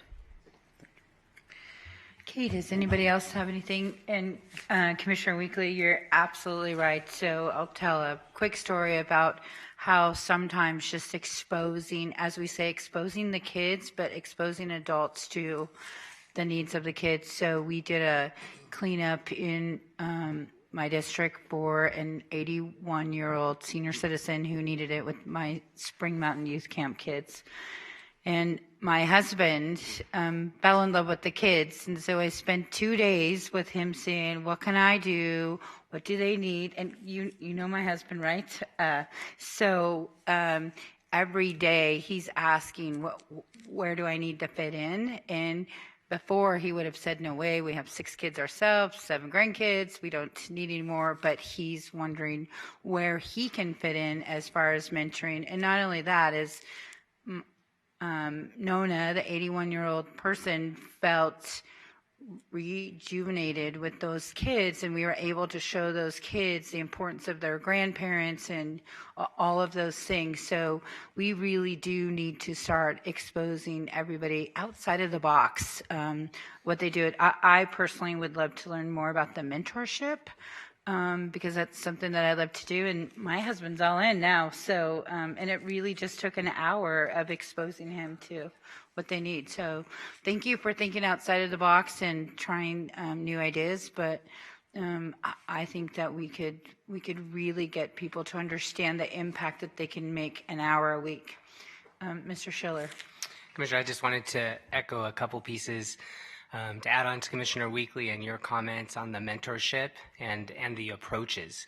I think we're currently working with Project We, with Mr. Phoenix, really around, everything converges, the aging out population, the tuition-free program, and how we approach that population. As Commissioner Weekly talked about the juvenile services component, and you're going to hear more on that later, we are really trying to go upstream in terms of how we look at recruitment, but also how we brand in terms of approaching youth to be mentors and to be speakers. Because I think our best recruiters, when you get into saving lives and promoting that, can be the youth themselves as they become successful. But we have a responsibility to create that successful environment. And I think that alternative approach we're working on in terms of just, and you see it in the county, and you saw Tim talk about LVCVA. You wouldn't think in the context of a community that would have bearing, but as I've been exposed and looked at how we look at marketing, that was the light that went on where we said, hey, we need that. And so really taking risk and looking at how do we speak the younger person's language to mentor them so that we can actually be different leaders and let them be the leaders. So. Okay, anybody else have anything? Thank you so much, and we'll look forward to those blurbs that we can take out. And what might be helpful is if you give us a disc too, so when we do, especially Commissioner Weekly always does amazing turnout things where we could just play it rolling the whole time, so we could get them out in the community. I think about the base too, what an untapped resource of folks that can be part of that. So however we can help. Thank you. Next, we have item number 80, which is to receive a presentation on the high-speed passenger rail line from Las Vegas to Southern to Southern California. Commissioners, we have the representative from Virgin Trains, Bob O'Malley, who will be providing the presentation for us today. Good morning. Actually, I have two representatives of Virgin Trains. Chris Kempfer, Madam Chair, Commissioners, here on behalf of Virgin Trains. Also, to make our short presentation is Bob O'Malley, also on behalf of Virgin Trains. Before he speaks, I just wanted to briefly say that I've been involved in the high-speed train project for nearly 20 years, and what was always just kind of a great vision can, with your help today, become a reality. Undeniably, this is an incredibly exciting and impactful project. And I think we all know what the situation is on I-15, especially between Barstow and Las Vegas. And this project will have a direct impact on addressing a situation that was for many years just annoying, but now is intolerable. So we thank you for whatever assistance you can provide, and Mr. O'Malley will give his presentation. Thank you, Chris. Madam Chair, thank you for the opportunity. Commissioners, thank you for the opportunity to speak with you and including me on the agenda. I want to give you an update. As Chris mentioned, and I wanted Chris to open it up because to put it in context, I know that people have been talking about high-speed rail for decades in the region, and I wanted to give you an update on our project and tell you a little bit about what makes us different from previous iterations. And first thing I would say, what makes this difference is I think the time is right. We've kind of reached a tipping point here in Southern Nevada from transportation and a climate change standpoint, but also just from an economic standpoint. The economy here in Clark County is booming. A lot of people want to be here. A lot of businesses want to be here. There's a lot of excitement going on, and now's the right time to make this project happen, and we're really excited about that. The second reason why what makes us different is we've done this before. We have a system up and running in Florida. We have proof of concept. So I wanted to give you a quick presentation. The first half covers what we've done so far in Florida. Not that you care about a train in Florida, but I do think it will show you what we have planned here in Southern Nevada. And then also talk about, and close by talking about our plans and our progress thus far. So Virgin Trains USA, we say that we are seeking to reinvent train travel in the United States, and the key difference is first unrelenting focus on customer experience. So it's not just point A to point B transportation, everything in between, the stations themselves, the train travel, the customer experience, to make sure that customer experience is both enjoyable and productive, or productive, I should say, if you want to enjoy it completely or if you want to be productive. But the customer experience is factored into everything we do. And then the second thing is we focus on key city pairs, strategic city pairs, cities that are too close to fly and too far to drive. So if you look at Florida, Miami to Orlando definitely fits that bill. And we looked, after we got our system in Florida up and running, and underway, we looked at other city pairs around the nation. We looked at Atlanta to Charlotte, Chicago to St. Louis, Houston, Texas, Portland, Seattle. But the city pair that just immediately rose to the top was the LA market to Las Vegas.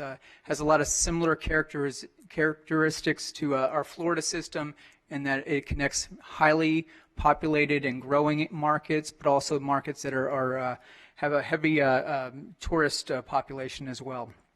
So we're excited about this system here in Las Vegas, and we think we can match our success in Florida. As I mentioned, we're up and running in Florida. We've been up and running about 18 months in South Florida. We have stations in Miami, Fort Lauderdale, and West Palm Beach. And we are under construction to Orlando, expect to begin service into Orlando in 2022 and tie into that huge tourism base in Orlando. System's extremely popular in South Florida. Ridership is growing, and it's been very well received. Again, the focus, everything from the stations, from the look and the feel and the smell of the stations even, is factored into the customer experience. And then the trains themselves are first class. And as we think that will fit very nicely with the Las Vegas brand.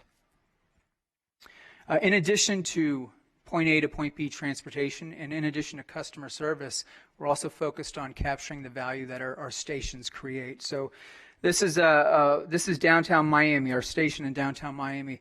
This is in the Overtown section of Miami, which for decades was neglected. There wasn't a lot of investment going on in the community.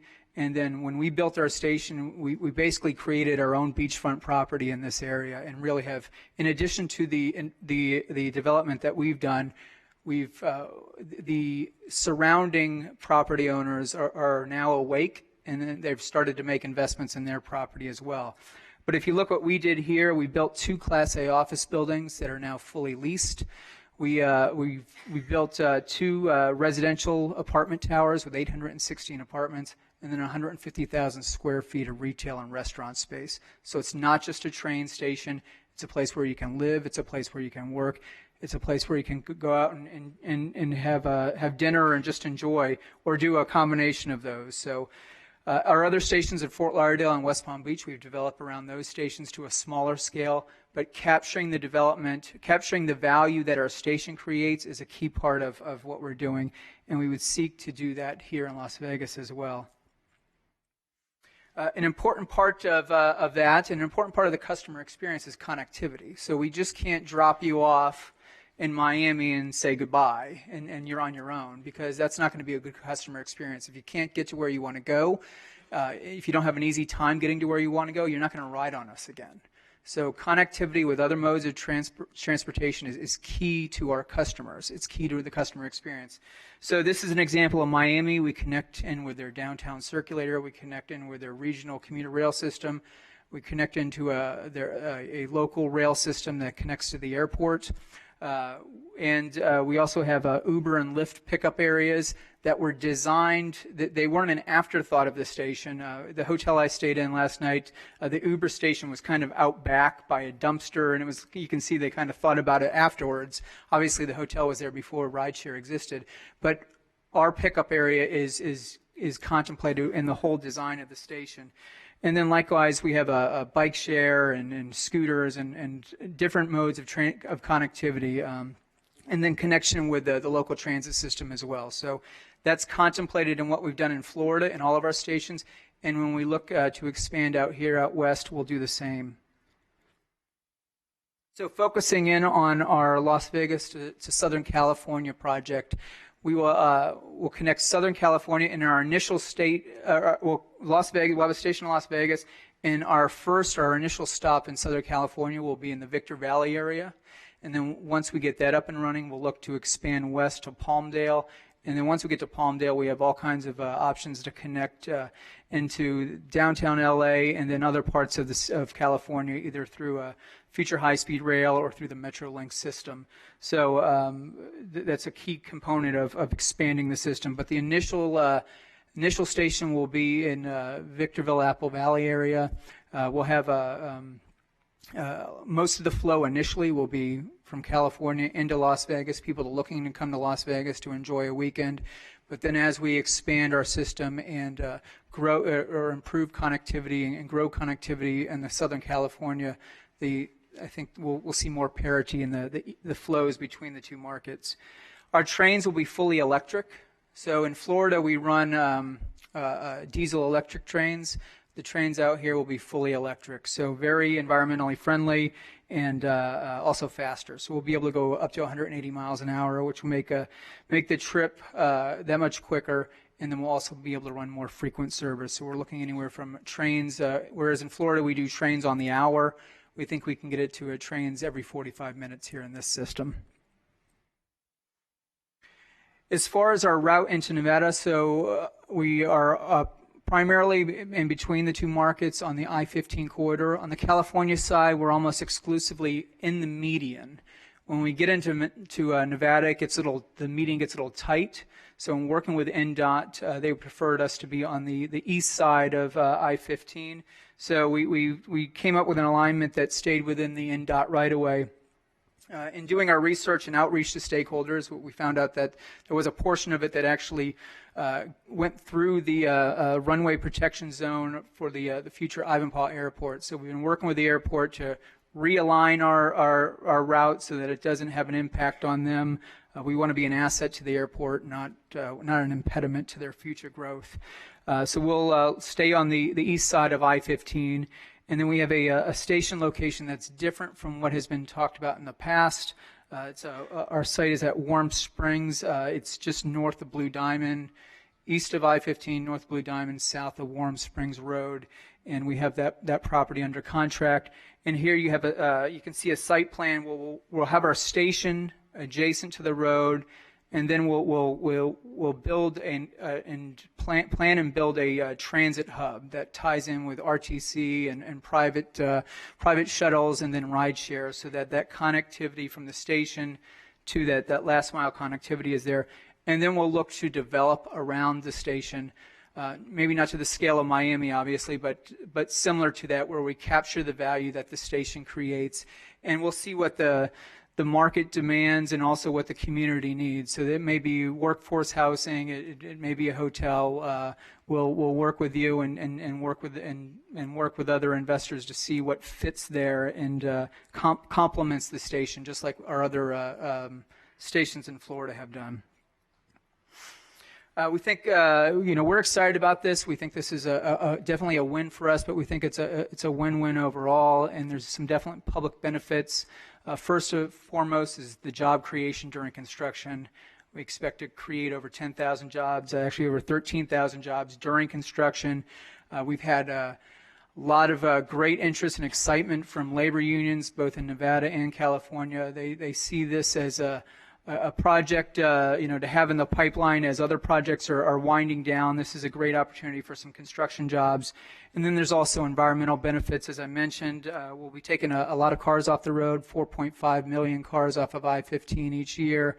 That amounts to 811 vehicle miles travel removed from that corridor every year, and then 300,000 metric tons of carbon every year from that corridor. So economic or job creation, environmental, and transportation benefits. And I already mentioned that the trains are fully electric. As far as our progress so far, this is not just, we're moving quickly, and we recognize that we're moving at a pace maybe faster than previous projects have done, and we've followed a similar pace in Florida, because if these things are big lifts, these are big projects to do, and you got to keep the ball moving, or it just doesn't happen. In Florida, we moved at a very fast pace. We got a system up and running in 7 years from concept to trains running, and that was Florida's gone through the same thing as you have here in Nevada, with decades of talk about high-speed rail and no action. Well, we were able to get it done. We learned a lot in Florida, and we're going to apply the same financial model here in Nevada and California, and we think we can do it even faster than Florida. But this shows you where we are at. We last spring acquired the Express West project and the environmental approvals that came along with that.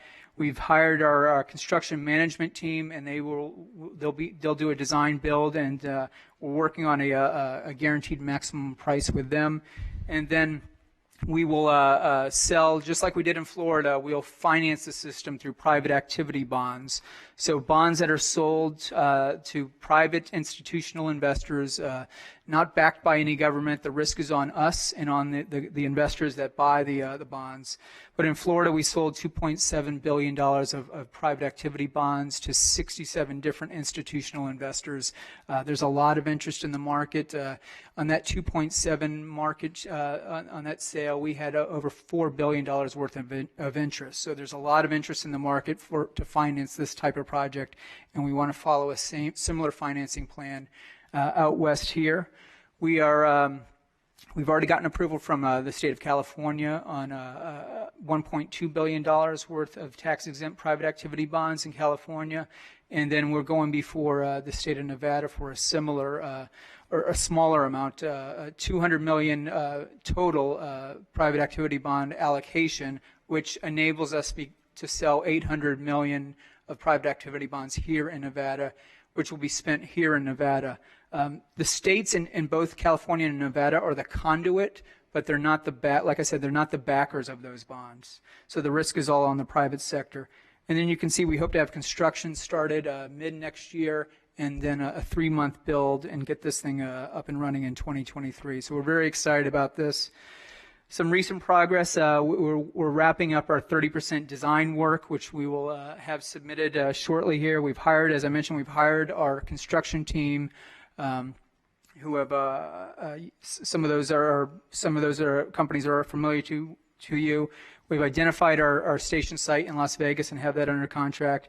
And I mentioned the $1.2 billion allocation from the state of California. We are going before the state of Nevada. We have a TEFRA hearing this Thursday as part of that private activity bonds hearing, and then we'll move forward to the state of Nevada's Department of Finance November 12th. And as part of that, we would need a resolution of support from Clark County to move that process forward and keep us on track for that mid-2020 construction date.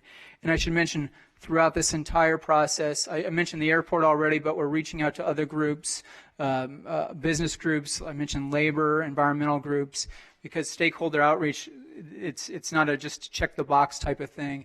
It needs to happen throughout the entire process to make sure that, again, that we're an asset to the region and not a negative impact, but an asset to everybody in the region. And as we are in Florida, we're real excited about this, and we think this will be a great thing for the state of Nevada. So, Madam Chairman, Madam Chair, there's my contact info. I can take questions now, but again, want to keep this dialogue ongoing and can answer questions anytime. Madam Chair, if I might add just a couple of points. I personally spoke with Rosemary Vasiliotis and assured her that we would continue to work with her throughout this process. And secondly, I want to thank Dennis Cederberg. We had an issue with regard to a reservation for Frank Sinatra that goes right next to our property, and Dennis acknowledged that Public Works would work with us to be flexible so that that road can be designed so that both our project and that road can be implemented. So I wanted to make those 2 points, if I might. Thank you. Okay. Commissioner Naft. Thank you, Madam Chair, and thank you, Bob, for your presentation, and Chris as well. I think you started out by talking about the length of time that this community has been waiting for a project like this, and it's true. Chris said 20 years. I think it goes back even further than that, 30 years, that the Nevada-California High-Speed Train Commission was first formed, and finally we've come to this point where we do have a serious partner in Virgin who brings the funding and the expertise, and you call it a proof of concept. I think it's a little bit more than that. What you're doing in Florida. I'd like to highlight or kind of recap a couple points you made just so there's no confusion and it's clear here. $2 billion in economic impact, 13,500 construction jobs. We're going to transport 5.5 million people to Las Vegas annually, remove 4.5 million cars from the I-15, something I hear about and I know my colleagues do nearly every day. $14 million in environmental benefits each year. This is a significant project for this community and one we've been waiting for a long time. I know you mentioned our Department of Aviation. I know our director's here. I want to make clear I support this project wholeheartedly. I'm excited about it, but we have to have a continued dialogue. There's some really sensitive areas that this high-speed train would have to go through, and it's really important to me, and I'm sure my colleagues, that we're sensitive to that, and we continue to work with the director's office to make sure we're compatible. So I appreciate you doing that, and we'll make sure that we continue to do that together. I've got some suggestions of how we could help, but maybe perhaps some of my colleagues have some questions, then I could wrap it up. Yep. And Commissioner Gibson, did you have something or no? Okay. And so I want to applaud you for being part of the Nevada family, because that's really what happens when you come here. You don't just get to build it and go away. So we hold you accountable all the way through. So thank you for investing in us. So let me ask this, though. So all of your station components, that'll be additional permitting process so that people could see what's coming as it's coming along, and you're just trying to move forward with the TEFRA process at the state at this point, and then everything else we see full design reviews? Absolutely. So that right now we're focused on the transportation component, the station itself, that transit hub next to it that I showed you. As we develop around that, we'll work very closely with you to find out what fits within the surrounding area and what complements the surrounding area. And again, it's something that's an asset to the community and that's supported. Okay. And then the other thing I just want to remind, I feel like sometimes we forget that taxi cabs still exist. So we always talk about rideshare, but taxis are one of our partners as well. So don't forget them when Absolutely. you make your stops. I got to look out for everybody. So, okay. They are part of it. Okay, good. Commissioner Naft, go ahead and wrap us up. Thank you again. Ms. King, I'd like to ask, would it be possible to prepare a resolution in support of this project and then further, in compliance with some of their requirements, draft of findings, review the draft findings from the state and prepare a resolution approving those findings by our next board meeting? Yes. Okay. We'll bring those resolutions back to the November 5th board meeting for your approval. Okay, thank you. And I know how much work that is in a short period of time, so I thank you and Jessica and your staffs for helping us get there. Thank you. Okay, nothing else? Commissioner Gibson. Yes, I just want to recognize Commissioner Naft for the incredible energy he's brought to this item and express my support for everything that he is doing. He's mentioned all of the key elements and the key departments, and all of this sounds like it is really rolling, and so you have my, and I think all of our support as you work on this matter. Thank you, Commissioner. Thank you. Thank you. Madam Chair, we will need to move back to Section 5 and hear your public hearing item. Item number 73 is to conduct a public hearing and approve an ordinance to amend ordinance number 4688 that amended Clark County Title 7 of the Clark County Code concerning the licensure of hospitals, urgent care centers, clinics, and laboratories, removing Section 7.90.120 containing a typographical error and set a public hearing. Not set a public hearing, but we are in the public hearing. Okay, I'm going to go ahead and open up the public hearing on item number 73. Anybody wishing to speak on this item? Seeing no one, I'm going to close the public hearing and entertain a motion. Move for approval, please. Commissioner Weekly has moved for approval. Any further discussion? Seeing none, please cast your vote.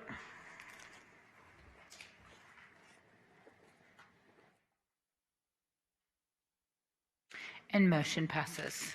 Great. We can now move back to your business item section. Item number 81 is to receive a report and update on the Clark County strategic response to support Southern Nevada's plan to end homelessness. Good morning again, and thank you. Good morning, Michelle. Good morning, Commissioners. Tim Birch, Human Services Administrator, Clark County. Fortunate to be here this morning. You asked us to come back and give you an accountability report on action that we have taken as the Department of Social Service in regard to the money that you all so graciously saw to bestow upon these initiatives to make sure that we begin to address the issue of homelessness in a new way. And I'm joined by Michelle Fuller-Hallauer, who is the manager over these projects at the Department of Social Service. So I just want to give you an update. As you all remember, we committed that we would use flexible funds to address gaps that exist in our current system while leveraging the existing collaborative environment that we've built over the last decade with our partners and moving to address the issue of homelessness in an expanded system of care fashion. We gave you all some immediate short-term goals that we wanted to accomplish, knowing that this is a long-haul project for this community. We wanted to house all the families and youth in the community queue, folks that already had been pre-screened and were standing by waiting for housing opportunities. We wanted to house system-involved families and youth impacting other departments and sister agencies. We wanted to expand the engagement and shelter options and housing for persons experiencing unsheltered homeless. Those are people who are literally street homeless with nowhere to go. And we wanted to make sure that we used this non-federal funding to be innovative and drive real and lasting solutions. Inside those goals, we had several, we have sub-goals.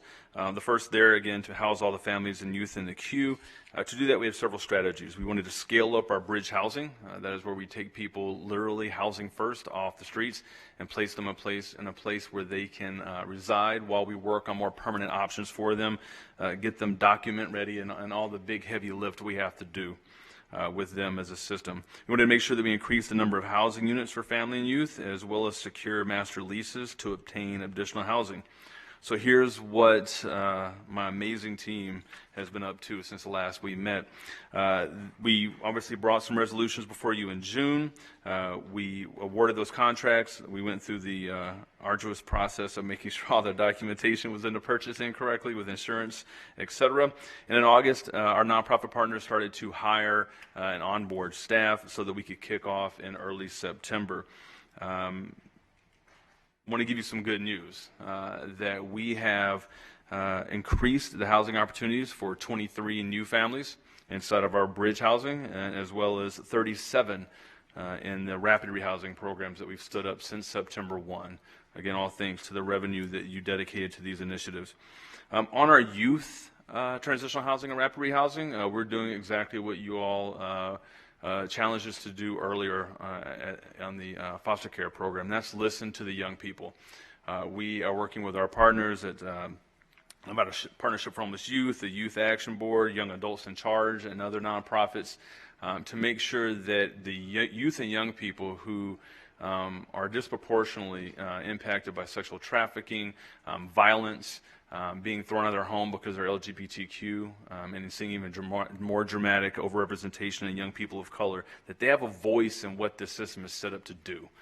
So we are doing listening sessions with those young people through our nonprofit partners, St. Jude's included, and we hope to bring some resolutions and some planning actions back to you in November around what the young people say they are needing, and then putting dollars to back that. A third sub-goal there, and that goal was to secure master leasing. And we have done that. We have gone out and we have secured 14 units to date on master leasing, and we're really excited. And we didn't congregate them all in downtown Las Vegas. We're trying to be thoughtful about getting people close to employment opportunities, transportation lines, and schools where their children can attend. We hope to have 3 more before we come back for our next report that would equate to about 32 more units. So there's a lot of activity happening there. Goal 2 was to house system-involved families and youth impacting sister agencies outside of the Department of Social Service, and we've been working there as well.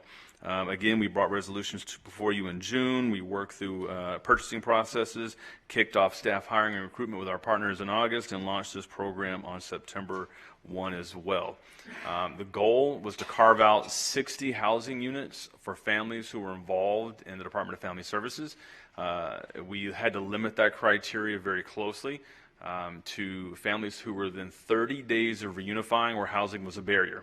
Meaning, but for an opportunity to be in a stable, safe place to live, big enough, safe enough for their family, they wouldn't get their children back. But that was their only barrier. And I'll have you know that within the first 2 weeks, we sent over 60 referrals. So we flooded that system very quickly. Our Department of Family Service staff was very responsive. And thank you to our nonprofit partners who were willing to and able to be very flexible and work on the communication and the workflow and troubleshoot on the fly. And because of that, we've already housed 5 families, equating to 22 individuals that are now all rejoined as families and on their way to exiting the Department of Family Service system. And we look forward as we begin to ramp on aged out lookalike services for young people coming out of the Department of Juvenile Justice who don't get the same aged out supports that young people coming out of foster care do. We'll be kicking those conversations off in late winter with our sister agency there and looking at opportunities to house those young people. We continue on with expanding our public-private partnerships, and we want to highlight that the innovative work our community was doing before this funding opportunity came along was to go to our hospitals as literally homeless indigent individuals who are the most at risk were checked into hospital emergency rooms and admitted. We established partnerships whereby they would call our homeless outreach team and our nonprofit partners. They would come and do screenings and do intakes and try to make sure that person did not exit that hospital to homelessness or to the street. And we've been working on that program for years. We've had 60 beds for medically fragile adults, and those pretty much stay full. What we've done and the energy around this expanding funding is to be able to put together an application to expand that to 90 beds. And actually, we've put together an application to HUD to expand this entire program to make it sustainable called Healthy Living Expansion. And if we get that, and we have, by the way, received, I believe, almost every expansion application we've put in over the last decade, because my team's awesome, that would expand us up to 133 housing units for medically fragile homeless individuals in our community. Goal 3 was expand engagement and shelter options, and this is where I'm going to go ahead and turn this over to Michelle Fuller-Hallauer and let her talk to you about the wonderful work that's been done there and then what's on the horizon. Thank you. As you recall, back in May, we brought before you a resolution to open up 76 emergency shelter beds at the Shannon West Homeless Youth Center. So we have entered into that resolution with Help Southern Nevada, and as of September, we had completed that first quarter of being able to provide those services, and we had youth that have successfully exited out of those shelter beds, and we have an 80% success to permanency straight out of emergency shelter from those beds, moving either into their own housing without any supports, moving back to family and friends, or exiting to some type of a transitional program and moving toward sustainability. Apologize for that. Continuing on with expanding engagement and shelter options, we have a lot of things kind of in the pipeline as we are moving forward. Our new RFQ for expanding shelter services is available right now. It's on the street. It was released last week. We are seeking proposals for emergency shelter to continue existing emergency shelter services with lower barriers so that we can ensure that anybody who seeks to have shelter services is able to get into shelter. We also would like to ensure that we have smaller shelters that are available throughout the valley so that folks don't have to travel into the Corridor of Hope area to receive shelter services. So we're hoping to get a variety of shelter proposals through this RFP process. And then once we go through that process, we'll come before you with those recommendations. We also had earlier on your consent agenda the crisis stabilization recommendations before you so that we can enter into negotiations. We had back, if you recall, last month, we came before you with contract amendments to add 2 mobile crisis intervention outreach teams. So we are, Help Us Southern Nevada is ramping on staff to add those 2 extra outreach teams so that those folks can be out in the community, engaging and ensuring that we are able to make sure that folks that are unsheltered out in the community, make sure that they know how to access the services that are most needed so we can get them off the street.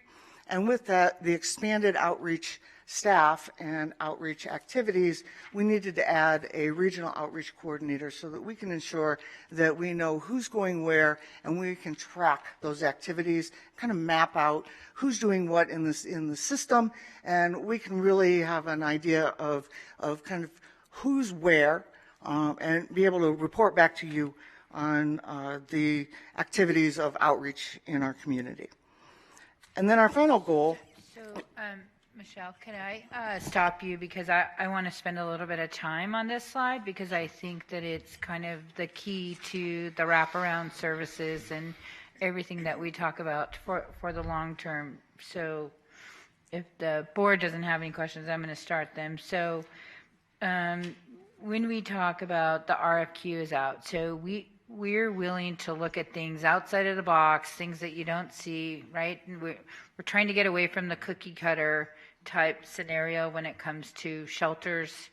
And so can you kind of expand, because I have my ideas of what I think can work, but you're the expert. But I would just say that as much as when I'm out with the homeless folks, they need the full wraparound services. They need us to provide that continuum of care so that we can make sure that they are moving to the next level. And so can you talk about, I mean, there's some pretty cool stuff going around the country. There's some things that are doing, and I just think that I'm hoping people in this valley, and we've had a lot of interest in people wanting to partner on homelessness. So I want to give them, think outside the box. It's not your typical way that we've done things in the past. That's good for government, right? I'm glad you asked. So our RFQ actually has a menu of options, and we encourage folks to come forward with any combination of the menu of options. So it could be shelter, but we also encourage folks to connect to housing at any component, right? So navigation services and connectivity to housing, to identification, to work, to benefits, to any type of wrap services, right? And so they could, and if they don't want to provide those services themselves, to partner with somebody who can provide those services, right? So that folks can have a place to lay their head, know that they have a place to lay their head on a every night basis, so they don't have to stand in line every night. They have a dedicated bed and can know that they are solid for that a week, a month, and can access services and get their feet up underneath them and then move towards stability. So that's what we're looking for, whether it's one agency that's doing it or a partnership or collaboration of agencies that come together to do those services. And we know that it's not a one-size-fits-all, and we know that it doesn't have to be 500-bed space that does it. It could be 25 beds. It could be 10 beds. It could be 50 beds. And we know that it needs to be all over the valley, not just in one location, because folks are all over the valley. And we know that transportation isn't real wonderful in our valley, and it's hard for folks to get around.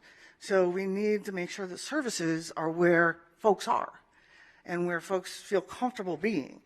So our RFQ is set up so that we would like folks that are not our traditional service providers to come forward and partner with us, and we'll provide the technical assistance and help us to provide those type of services so that we can meet the needs of folks that are experiencing those housing crises. Okay, no, and I think that's great because I think it's important that we talk about outside of what we normally tend to see. I mean, so over the years, some of that has worked when we all collaborated, but we need to start thinking differently.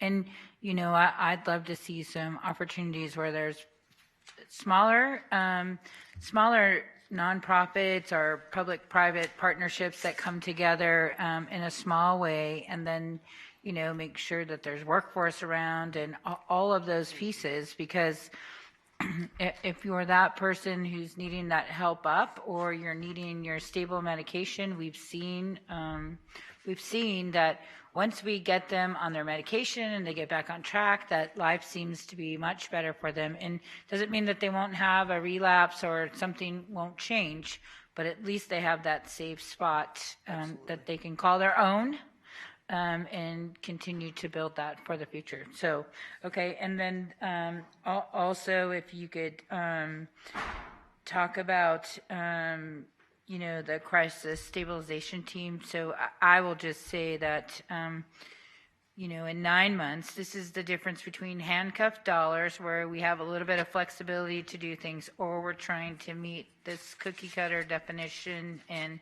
do certain things. Is what I can tell you, at least when we've called now, it seems to be moving relatively quick. And you know, we have our crossroads, that is an avenue. So I just think that people got to understand, and I want to tell our story, that in a very short time frame of 9 months, we have moved mountains, and now the fruits of our labor are going to pay off, and they're going to be much faster as well. So share your story. Somebody. I just wanted to echo a little bit what Michelle's saying and summarize it really clearly. I think this slide, when you look at the emergency shelter RFQ, you look at crisis stabilization, it's a connection between a triage and an immediate emergency and a connection to some level of permanency in housing.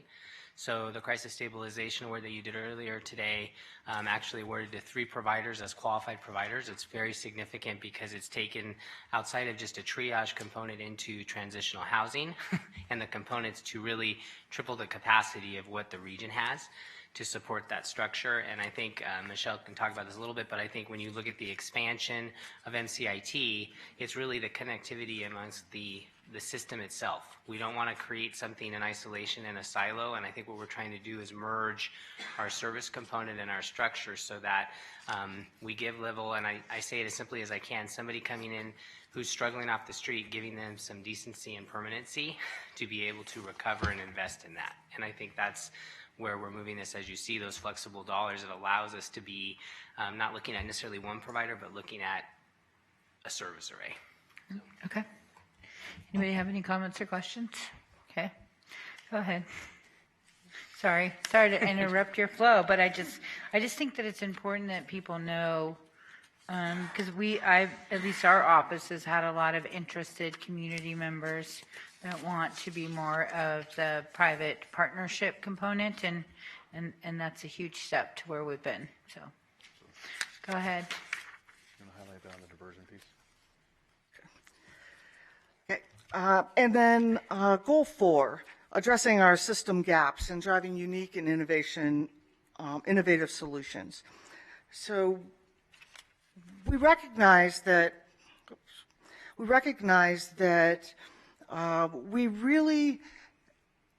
have folks in our community that, due to circumstances, find themselves in a housing crisis, and then they end up in our homeless services system.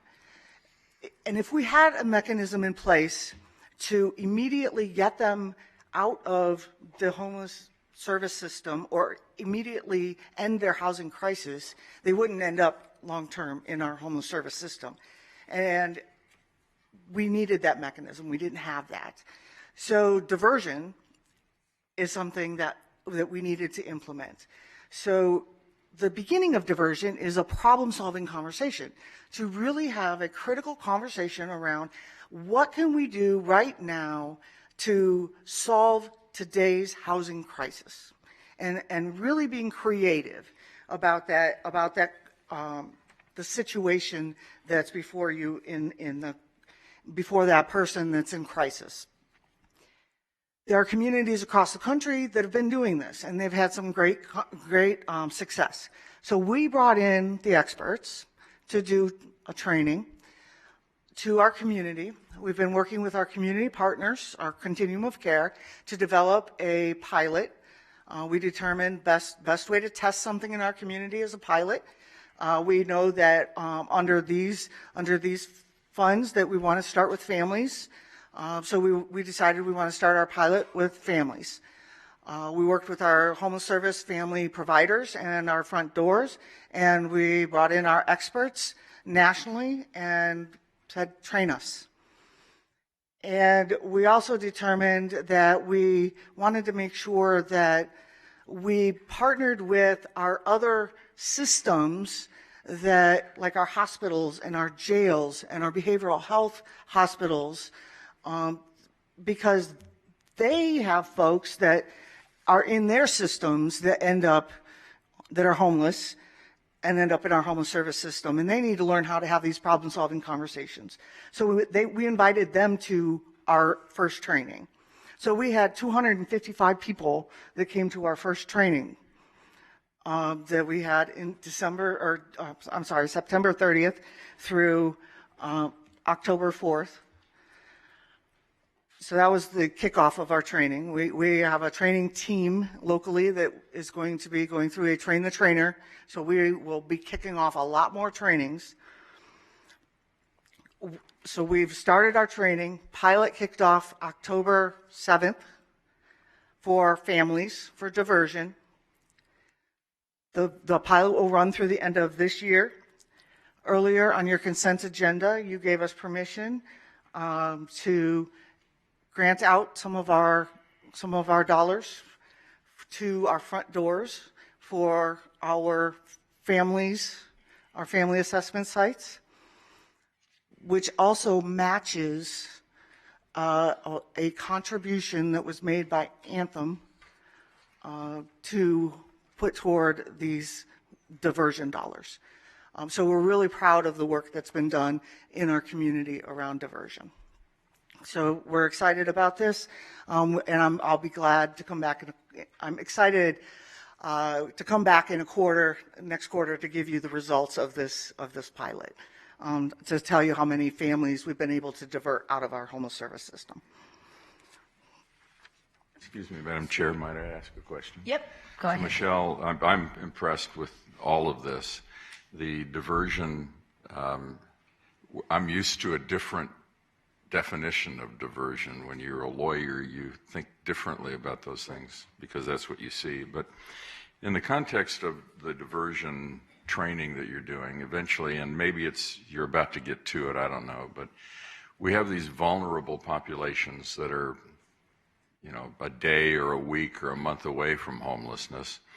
How do we, one of the things in my experience that I've learned is that when it comes to the bills like rent and house payments and the like, very often people will let multiple months go by. I mean, if they can get away with it, they will do that before they then come because a hammer's about to drop on them.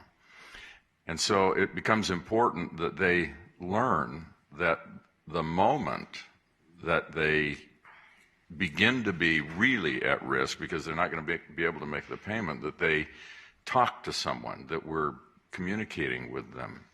Is there a training that happens with the people we're working with that we've identified as vulnerable to homelessness in this context? It's a financial thing. Is there training that we do today on that subject? If I could jump in. This is where we've had community conversations, and Assistant Director Randy Reynoso of the Department of Social Services has gone and sat through a day of the Eviction Self-Help Center that Legal Aid of Southern Nevada runs. And that is where individuals who are at that point are going to seek assistance and help. So we're looking at how to leverage that community partnership better to reach people when it's their first notice and rather than their pay or quit 3-day notice. We also recognize individuals are making those hard choices about not paying their landlord their rent due because if they don't pay the $250 to get the engine fixed on their car, they can't get to work and they can't afford anything. So they're having to balance those out, as well as we've heard about our elderly who are aging in place, having to make choices between medication and rent. So these diversion, these subsidy programs that we're looking at doing are those one-time fixes. If an individual, and we had a young man come through the Department of Social Service who, but for a $40 grocery card, his uncle was going to kick him out because he had told him he was 18 now, he had to contribute to the household income, and he was struggling finding a job because of lack of experience. So we were able to meet that time.